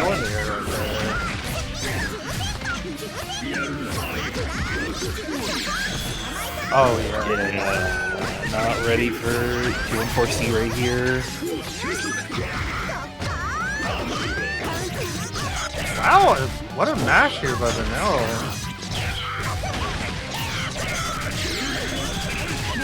Hey. And the mashes are, you know, like I said, it's something that you have to be patient, right? But if you can find that opportunity to press, find that opportunity to mash, it'll be in your favor. And that's what Manil has recognized in this matchup. Now up 1-0. This is winner's finals, so we are in 3 out of 5 categories also. A lot more time in this set for adaptations.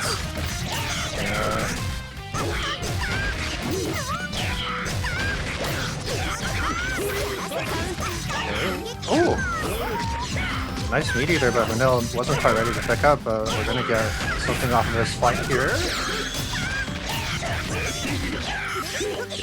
The good worm OP, but unfortunately the mix not going to work out. Is Montoon ready to just press out?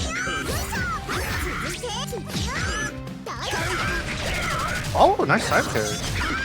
I think recognizing how often the Montoon can go on the field for happens is great.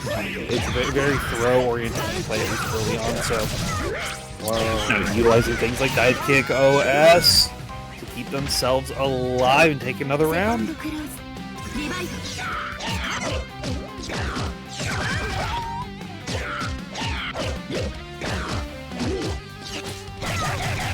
Wow, Manil's just block stringing him off into the corner here. Oh, the frame trap, yeah.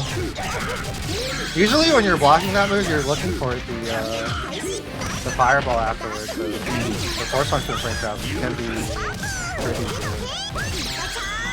Especially after that layer's been shown a couple times if you're going for fireball, so quickly throwing out a new layer to keep your opponent guessing is always good. Manil just down backing, not going to punish the throw with attempt right there, but will change it to keep itself safe.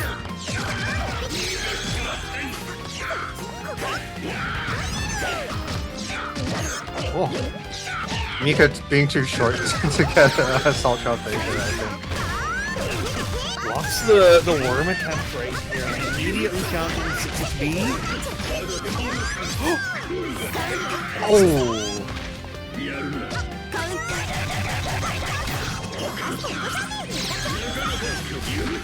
Oh yeah, that's tough. That's always the hardest feeling to deal with. The opponent's CS is on their way, and now it's your time to guess. Yeah, there we go. Manil's ready this time.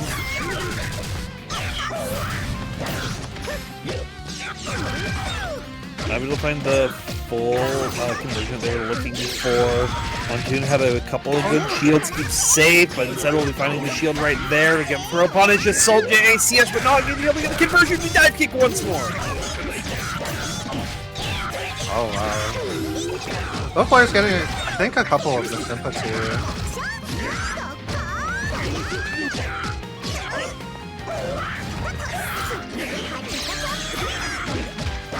Shield on the now. One comes to help. Good stagger set as well. Shield attempt right there, but we just throw once more. Roll through, keeping Moth safe, keeping him out of the corner for now. 2-2C.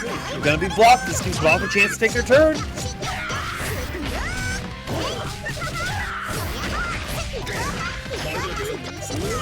Okay.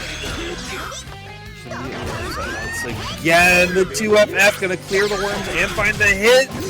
Oh.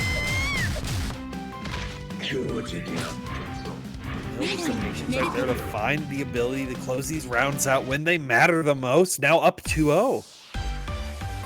Yeah, Manila's like committing a lot of scary to commit options here. Like just sending 236, expecting Mock to be moving into it. Oh, Mock put the boots on. Yeah. Dude, it's raining. The mud. It's raining worms. I was saying the worms coming out of the earth to feed. Gotta be careful where you walk. Can't step in the puddle of your opponent's blood. All right, maybe the boots are working here. It's like going Super Saiyan instead of the hair getting one. It's the boots go gold because it's working out. Yeah. But we've also seen these rounds come out for Moth before. Manil uses just a lot of it as like information. Like, okay, what's your mix? What's your pressure in this situation? And then takes it to the next one and is able to secure it out. But we haven't seen it in a game 1 situation, which is pretty good. You're on Team Moth, but Manil finds a way to escape out. Worm set once again.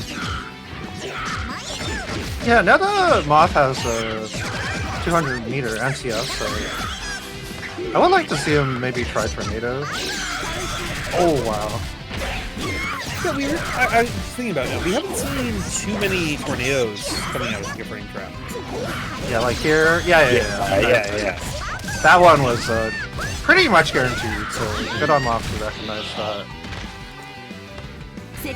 Fiercely, they'll be able to continue to find opportunities with that, or they'll just go back to this option that they had found had been working. Shield's coming out for Manil, but it's not enough. Oh. Nice! Oh, that's a pickup? That was sick. Shielding right there a little bit too late. And Montoon could be able to secure a quick perfect as well on this one, getting a point on the board. Yeah, the Montoon is Montooning right now. Well, actually, he has already Montooned to the right frequency for that game. -2.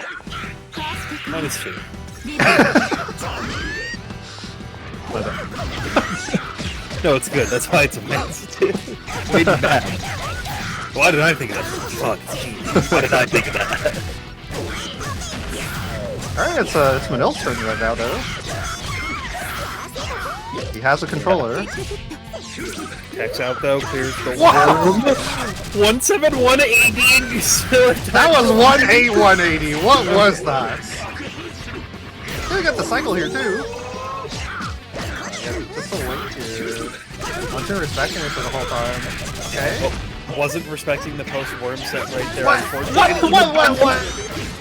Montoon time almost started, but Manil able to stabilize it right at the very end right there in that scramble. Now sitting match point.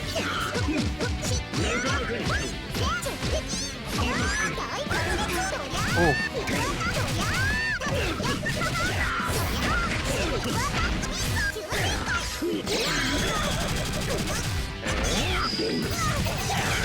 Nice steer under, getting the cycle there. Oh no! Yeah, EX Tornado came out, Manil had the right read, but unfortunately not able to find the punish that they were looking for. Try to take to the skies, but the missiles will knock you back down to the ground! Oh, nice streaker, but... Oh no! Still punished even after last hit, green shielding. You know what it is? The players we have today in bracket play at such a high, like, fast pace. Yeah. It becomes really, like, it becomes non-trivial to punish them. So many things are happening, like, constantly. Yeah, you're always like having to be aware of every situation that's happening currently, and then still recovering from the situation that happened before. Just like Manil showing that once again they can move on forward to a winner's side grand final, taking the set 3-1 over Moth. Yeah, well played by Manil. Moth definitely had like several very impressive rounds, but I think just overall, Manil like playing very patiently, and then also like not really giving Moth too much room on his turn either. Yeah, I'm trying to just think of the rounds that Moth were succeeding was when they had those tempo swings like very early, right? Like you were talking about, just making sure that you can't give the Merkava like room to play. But it kind of felt hard for them to create that early on, and I think Manil recognized that and just took a lot of those early swings. Yeah, and when Manil had his turn, I was just looking at it and I was like, wow, Manil's doing springs right now. Yeah. The reward, like, yeah, that's the thing. Moth was always like, even when they would get their turn, Manil was just so confident to just down back through so much of it, knowing that Moth wanted to save them either a crazier like strike throw opportunity or for some crazy mix, and then just recognizing that it's like cool. Once that I knew this, I had a feeling the set was going to go into Manil's favor once I start throwing out dive kick in response to all those different throw attempts. That's what's like, okay. Manil has the Moth game plan down. We'll just see who's going to be able to get a chance to fight Manil to get into the grand finals as we get into our loser semis. We're back down to 2 out of 3 time as we get sandwiched for Gnelf. Yeah, I'm Gnot and Gnelf. Definitely the dark horse for today. Yeah, it's something I always love about these like more mid-sized uni brackets, where there's players who you may not recognize as much who don't get seeded, but still are able to make these large runs. Especially, like I said, been in losers since winners round 2. Has only got to play 2 games on the winner's side, and but for some people, that's an advantage to them. But you're back to the wall, knowing that every game could be your last right here. It could be some great situations. Good throw attempt right here after the post bomb situation. Oh yeah, good awareness by Sandwich. Recognizing the ADP traits much better than the 5A there. Wow! Got the cross of fireball hit, getting the dive CS as well. Sandwich coming back from the jaws of defeat right here to secure that round.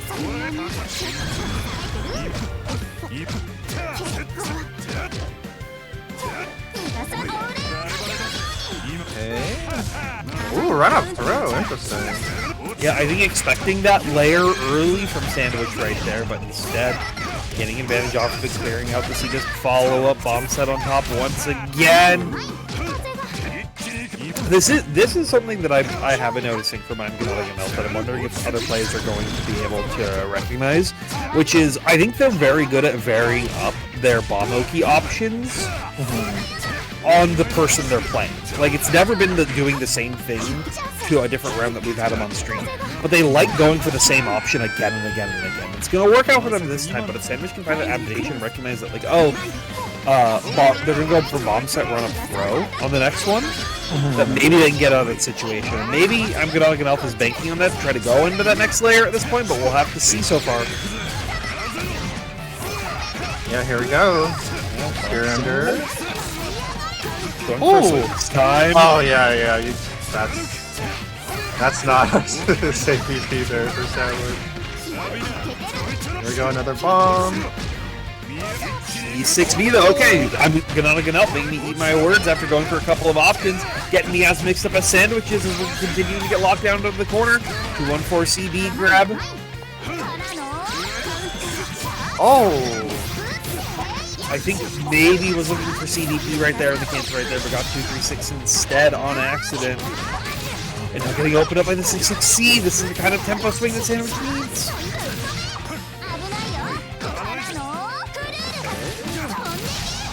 Throw here. Laura's gonna do it here for Sandwich. Yeah, it was a little too early on the fuzzy right there, but Sandwich taking game number 1.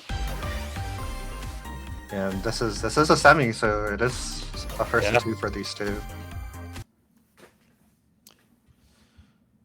And another thing to note for I'm not Gnelf is up until top 8, a lot of their matches have been, or even through the early stages of top 8, have been 2-0s, right? So they haven't had that like longer set experience, and that might be a difference maker potentially if we get further down into the set. Right now, Sandwich finding some good control, finding the ability to lock them down in the corner. This is exactly what you want to be seeing if you're trying to make it back to that losers finals. Oh yeah. So with this.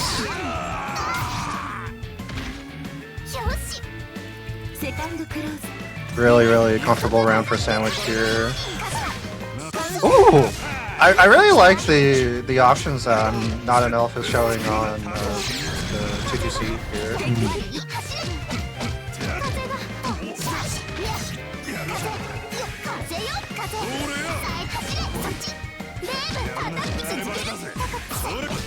Oh!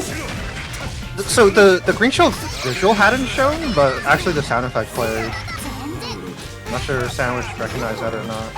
Yeah, or that might even be like a weird tater bug or something that happened. So. Smash here by Sandwich.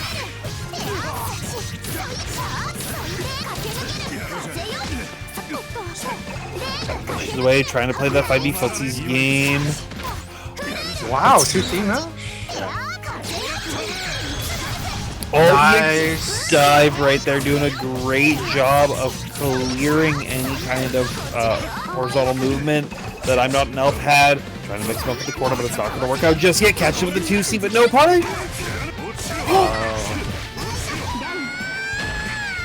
Yeah, it's tough to post. It's tough to play that post CS at that spacing versus Ogre because we're 6C.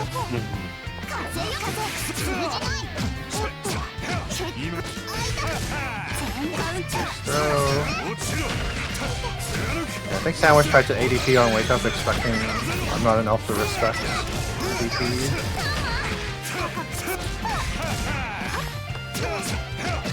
Full bad throw damage as well. Really just continuing to loop the pressure up. ADP, EX cancel. Now Sandwich stealing the corner, stealing the pressure, triple overhead, but not able to finish for plate. Oh no. If 6C didn't work the first time, just do it again. What are they going to do? Hit you? I'm Gnelf is now bringing it tied 1-1. Yeah, Sandwich earlier also attempted that sequence of overheads and also was unable to complete the combo, so wonder if she'll be thinking about that. We'll have to see if they can keep it up right here. Oh, nice assault. Getting over the 2B here.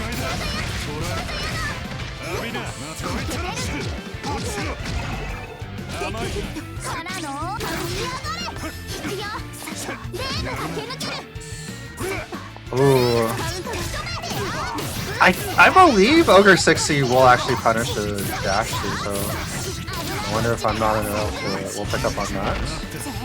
Yeah, we'll have to see. It might also just be a comment for like they might have like seen it because it happened at least once before on the set, but it's like how consistent is it? Not gonna have to hold the bomb afterwards, but you are grid broken. It's a scary spot to be in, but we'll just keep ourselves safe, win the cycle. Wow! What a press! That disc, the return disc is like plus 20 something. Sometimes you're just feeling like you're right. I'm Gnot Gnelf. Is definitely feeling that, but this is a great spot for Sandwich to be in, is what I would say. They didn't just get hit with the wake up 2A from I'm Gnot Gnelf. Never mind, we'll walk it back. We'll roll back that sentence as they lock down once again. Whoa! I'm not know if play on the ball blocking these corner switches and unfortunately getting caught by the follow up there. Good recognition of the 6C whiff as well. It's something that's going to open them up a lot earlier in the set, so Sandwich is trying to re-up that layer, but one more CDP will do it for them, tying up. We are in final game, final round of our loser semis.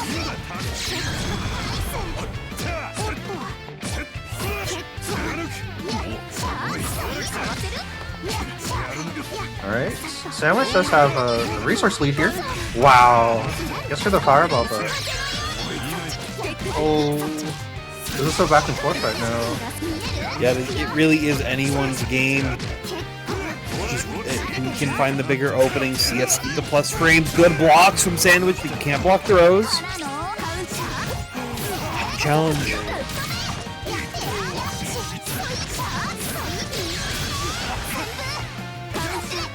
Oh yeah. Yeah, press into that. Yeah, this is the scary part. It's something that we didn't see no. at the beginning of the set. Oh, punish! Alright, yeah. Yeah, I'm Gnot Gnelf. I was a little bit too late on the 2A, 2C confirm right there. And Sandwich capitalizing on it, taking the set 2-1. Gonna be trying to get their run back. Wait, this is first to two. We gotta close the room. Yeah, I think the players may not have recognized. They just really like playing the game. Yeah!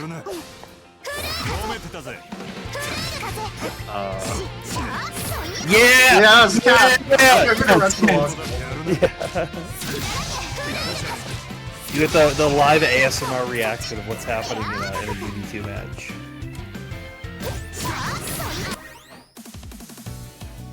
Dang, we closed out of the room. We're not going to close out of the match. Reno! Exclamation mark match Reno! Claim those codes. There's 14 left, please. I'm begging you.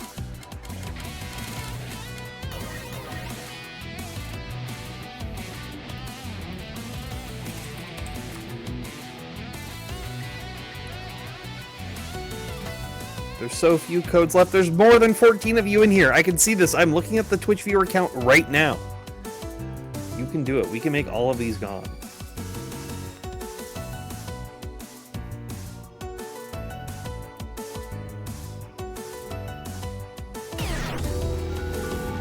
Okay. He said we are now getting into our losers finals. This is going to be 3 out of 5 for the rest of the night.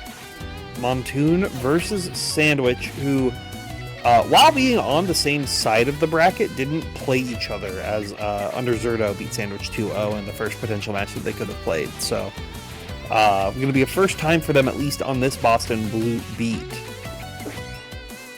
Then the winner of this is going to fight Manil, which Sandwich has ducked Manil the entire tournament. Montoon obviously wants the run back from winners finals, so it really is anyone's game.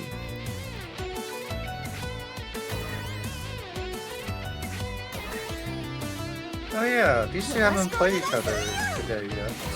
Yeah. So it's what we were just talking about, is that these the only people who have played each other at this point of the bracket are Montoon and Manil in a winners finals. So coming in with fresh mindsets, at least in our losers finals. Mika versus Nanase. Yeah, this is a very contraption-y matchup.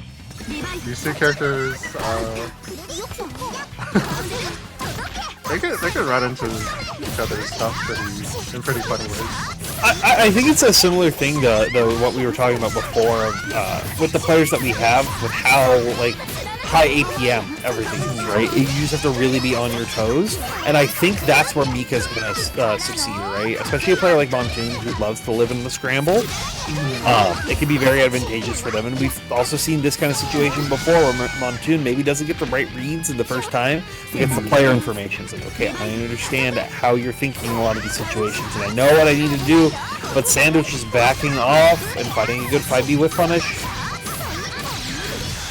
Yeah, so far it's looking quite good for Sandwich. A little bit late to catch the roll there, and Montoon's gonna get started here.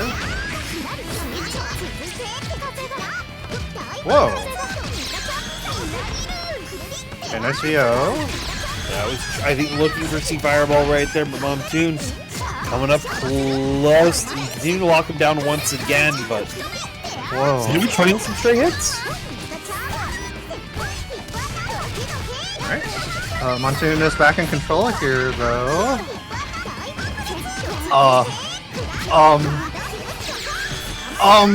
Footsies, I'm afraid. Footsies, I'm afraid. got him.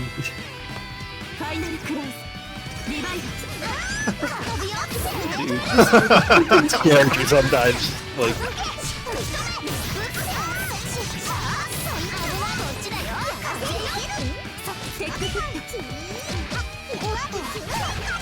Oh, yeah. That has really been Moth's recipe of success, this whole bracket, is just catching people who are unprepared to deal with the Mika cross-up over and over and over again. And it's been a good strategy. 2FF, dive back in, really just try to catch Sandwich on any kind of shield attempt or kind of press, but instead gonna just hold down back, hold the cycle, now get a ton of damage for it, have the corner positioning as well. This is good for them. The overhead connection for Sandwich, using the VO, but unfortunately going into force function cost Sandwich to cycle.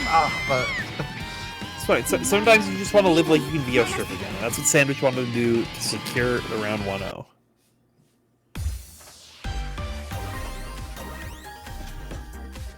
Alright, we'll see if Montoon can once again Montoon to the right frequency here. Well, you better Montoon your television to the right channel to find out.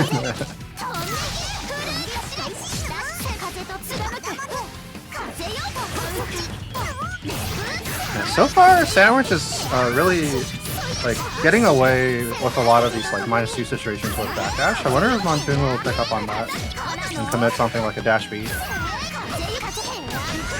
Yeah, it'll be interesting, but right now they really just haven't even gotten any kind of opportunity to press even. I think trying to recognize when those -2 situations are going to be coming through. Pushes out, and now finds a good cross up. Montoon, this is your chance to turn the tides. Okay.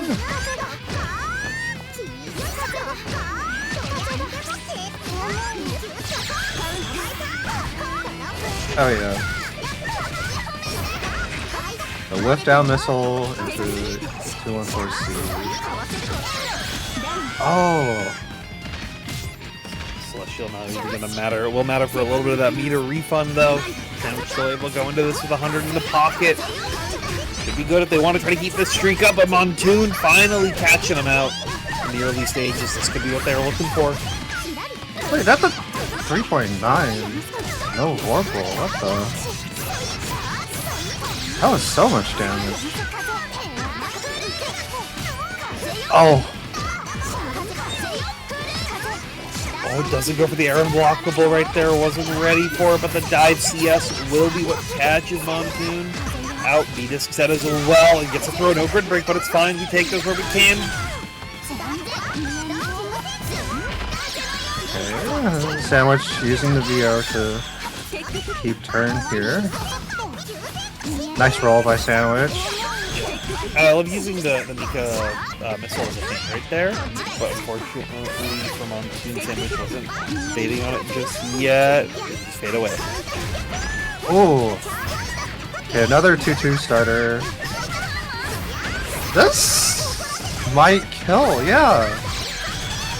Yeah. Oh. Just enough with able to spend 400 meter in that combo right there. Montoon cashing out everything to secure that round.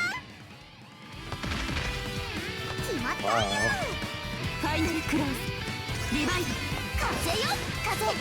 I'm still in shock at how much that starter does. Mika has come a long way. Yeah, it's funny that you still run into some people who are like, yeah, she's a low damage character, and she really isn't. No. I definitely just saw like Mika fighting earlier today. Yeah, I saw that too. Players not dealing enough damage on their combos. Well, I mean, Mika didn't do that much damage this round, right? So We still got a chance. We still got a chance. There's more than one health left. Montoon can continue to prove us right, fighting the falling JA, escaping out of the neutral set. But Sandwich, once again, TK Firewall being such a good option to cover some of these weak approaches, and is now up 2-0. yeah, Montoon's game plan, it's definitely like effective. But also, I think he's paying a lot of health in the corner here. Mm-hmm. Yeah, and there definitely is, I think, in this matchup especially, a little bit of that, like, use your health as a resource. Try to find opportunities to just escape out, even at the cost of 15 to 1900 damage. Mm-hmm. But it's not getting a big reward immediately afterwards, which is the key difference right here. 5B also being a good counter hit right here is a great start for Sandwich after playing a little bit of air footsies right at the get-go. Oh, wow. Sandwich didn't recognize the shield on the 3B. That was definitely an available punch for her. Whoa! What a deep jump B there. Whole jump and jump B from Mika. Oh! Is this? Yeah, this kills. This kills. Yeah, 360 CCS. This is all the damage in the world and more. We saw like a third of that combo. there was another 2,700 damage on top of that combo, not including if you save the meter for IW. Oh, okay. Yeah, go through, but yeah, that is harder to check. You have a smaller window. Nice smash. Great 5B here by Sandwich.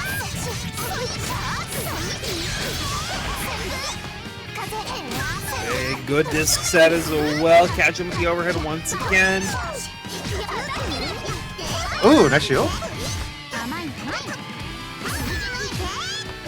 CS in Montoon's favor as well.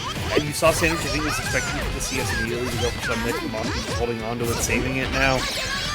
Can't use it immediately. Concentrate still goes into Montoon's favor. So you lost the screen positioning for it. Wow! The tornado fast enough to beat the EX tornado start up in the skies. This is exactly what Sandwich is looking for. You just can't anti-air anyone in this bracket tonight. No one is anti-airable. And it's not like they haven't tried. It's not like, oh, we're jumping for free. We are just staying right outside of that air superiority from what a lot of these characters traditionally have. And now Sandwich sitting at point. Yeah? Oh, wow. Moss somehow cleared that fireball. Okay. The missile left right is gonna get Sandwich here. Oh yeah, 360. We're not gonna have a cycle to convert this though. Now just going, plus frames off of speed, follow up coming through, trying to open a Montoon, knowing that they are one touch away from having to play another round, so they have to make every hit count right here. Oh, that was a tier out. Yeah, that's a grid break right there. Cycle in control. Expect the VO for Montoon coming up soon. Gordeau just holding it back. Whoa!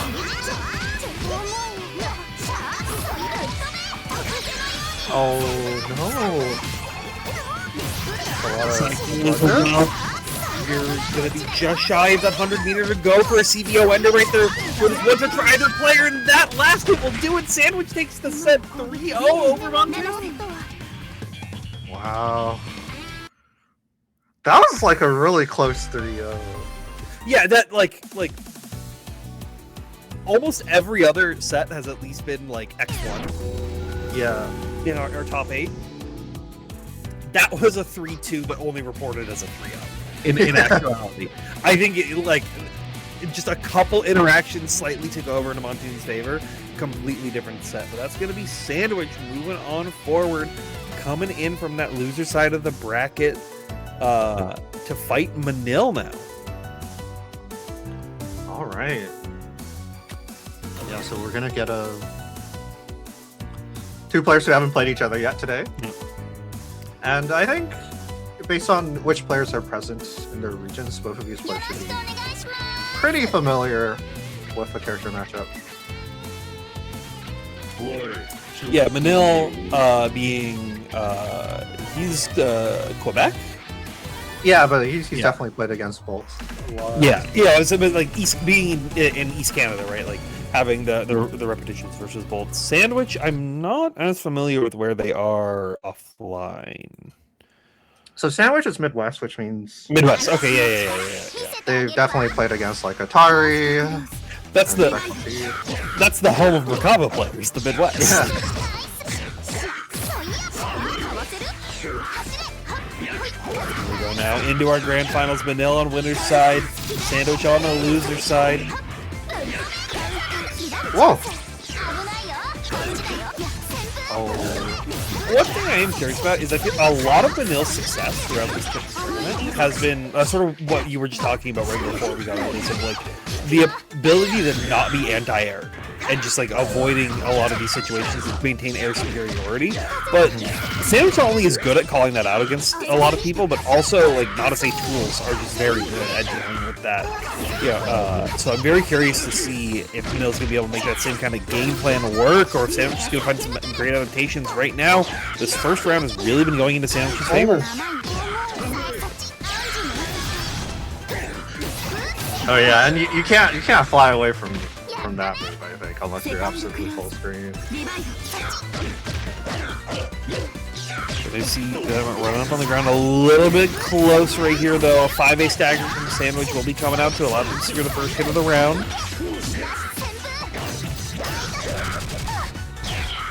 Okay, nice turn take on the minus there. Okay, 360 here for Manil. Won't build the 100 meter here on this knockdown, so we're gonna have to do like an increased form. Yep. Good catch on the shield. Safe flight mix. We're still blocking it out. Good 2A challenge, and the tornado will still connect when Manila comes for the reapproach right here. Whoa! Ooh. A little scary right there, but no punish, so it's fine on Team Manil. Sandwich trying to do whatever they can to even up this life total, now having a little bit of a lead. Gonna force Manil to be on the aggression.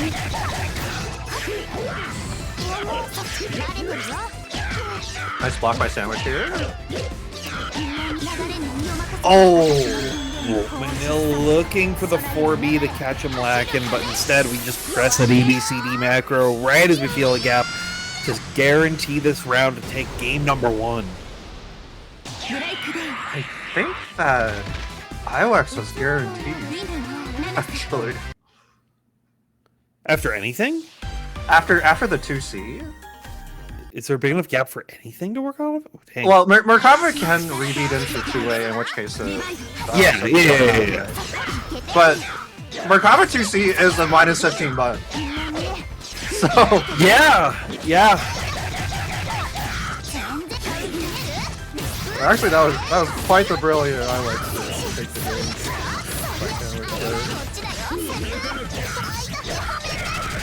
Okay, yeah.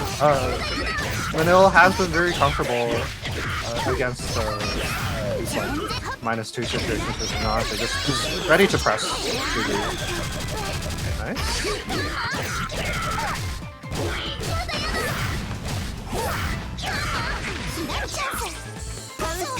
Whoa.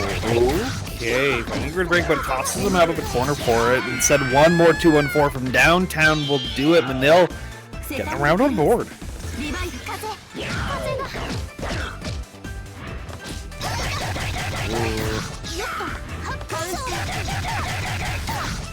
do it again. Yo! Street Pneumatic warfare? Oh no. Do it again. Okay, we're taking out. We're ready for it this time. Try to throw once again. Manil gonna get water for a No way, man. Look, sometimes you feel yourself a little too hard, and I think that's what Manil was feeling right there. 100% Manil is like a voice call filler, and just have to, you know, the viewers like, hey guys, watch this.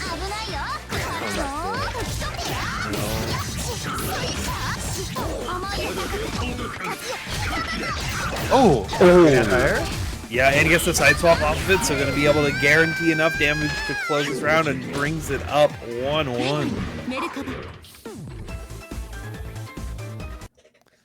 Wow.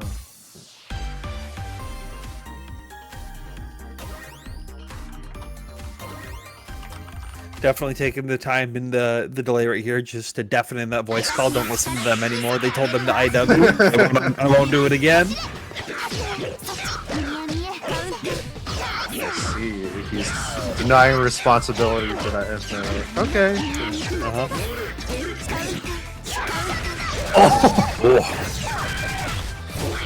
Look, Nanase 2B and 2C are some great buttons to catch people when they're walking back. You know, better than walking back going to the skies. Hit the bricks. We just fly away. Oh! Oh, okay. That was a pretty scary scare ender to go for on block. The sandwich wasn't ready for it, so it's fine. The worm's coming through to almost stabilize this round and almost keep him out, but the 2A coming up from sandwich can be fast enough, and now block Manil back down to the corner once again. Dive kick to escape out. Oh!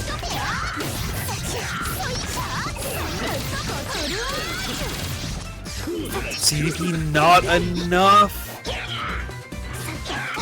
Has a little bit of chance to breathe, a little bit more time to gain some meter as well, which I think is the more important thing, while denying that 100. Sandwich a little bit too overeager here to end the round. It could cost her. Alright, you got mid-screen worm out, so you can just back away from it. Good shield air to air. But the heat mix finally works out for Manil. You secure that round from a pixel. Wow.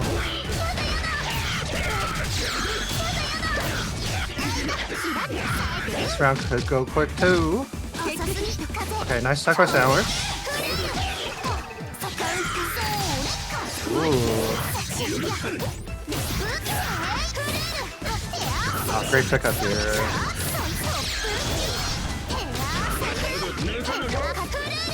Yeah, good blocks on the overhead. We just slide away. As soon as Manil's able to reach the mid-screen, they definitely feel a lot safer right now. Dive, though, from the skies is going to connect onto sandwiches, and it's not done just yet, though. We've seen you be in the same situation before. Can you repeat it again? Alright. Yeah, so we have an increased swarm here from Manil to play low. Yeah. Okay, the corner seal. Yep, sandwich here. We're back to mid-screen, though. It's not the worst thing in the world. Oh, but Manil's mid-screen setups are so scary. Getting mixed up. Like, there's so many people that it's that almost that like general rule of thumb, like, oh, mid-screen worm is not as good as corner worm, so you shouldn't be going for it as much. But Manil just showing like, hey, you know what's better than corner worm? More left rights. And is definitely showing the strength of their Merkava right now. Now up 2-1, only 2 health bars away from taking the tournament.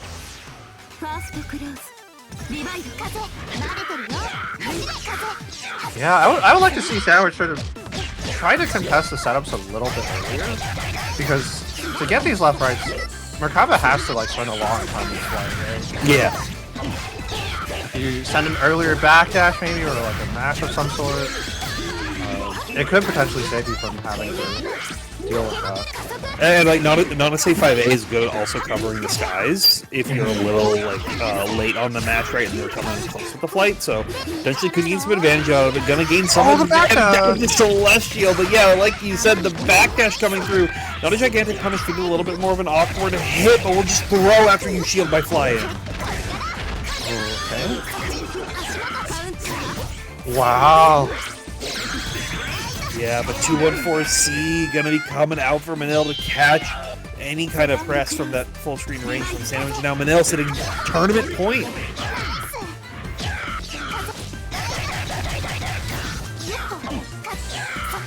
And Manil's doing such a good job of being hard for Sandwich to even touch here.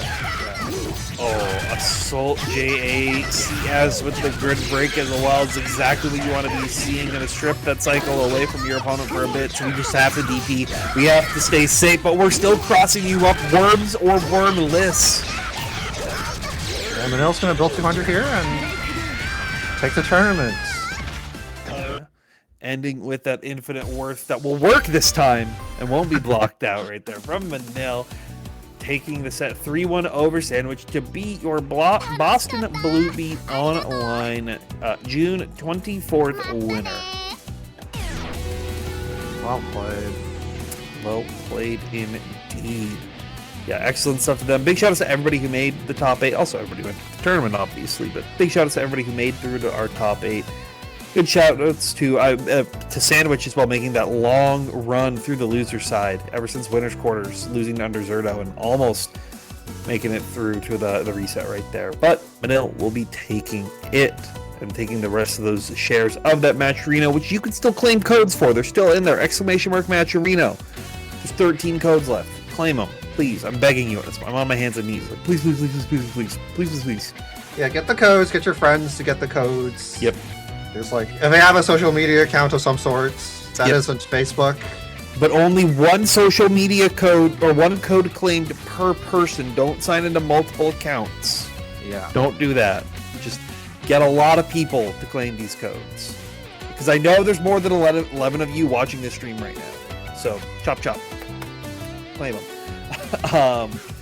But also, once again, just a last minute reminder, sign up for Boston Blue Beat, sign up for SQXL, those are happening later this year. Boston Blue Beat Beach episode. Let's go Undernight there. You're watching Undernight, you either like that or some anime adjacent game, go sign up for it. What are you doing? It's in Boston, Waltham, Massachusetts, July 18th to 19th, 2026, start.gg/beach.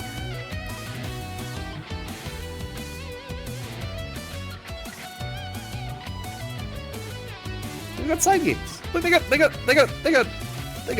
Uma Musume. Yeah, and applications for volunteers and commentary are still open. Yep. So if you're interested in participating and helping out, please do contact. Please do.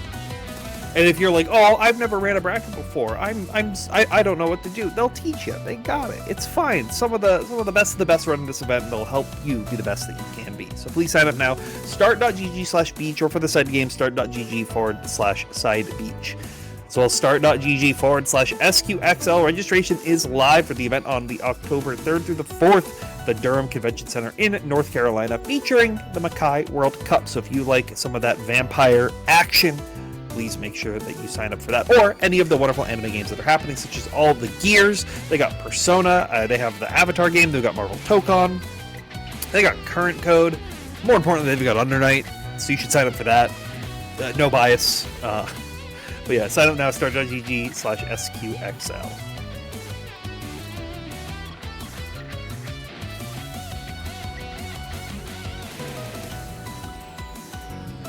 All right. Yeah, I believe that should do it for us here on the Uni stream, as well as Boston Blue Beat for the week. So, thank you all for coming through, for supporting Undernight once again. Garm, you got anything to say?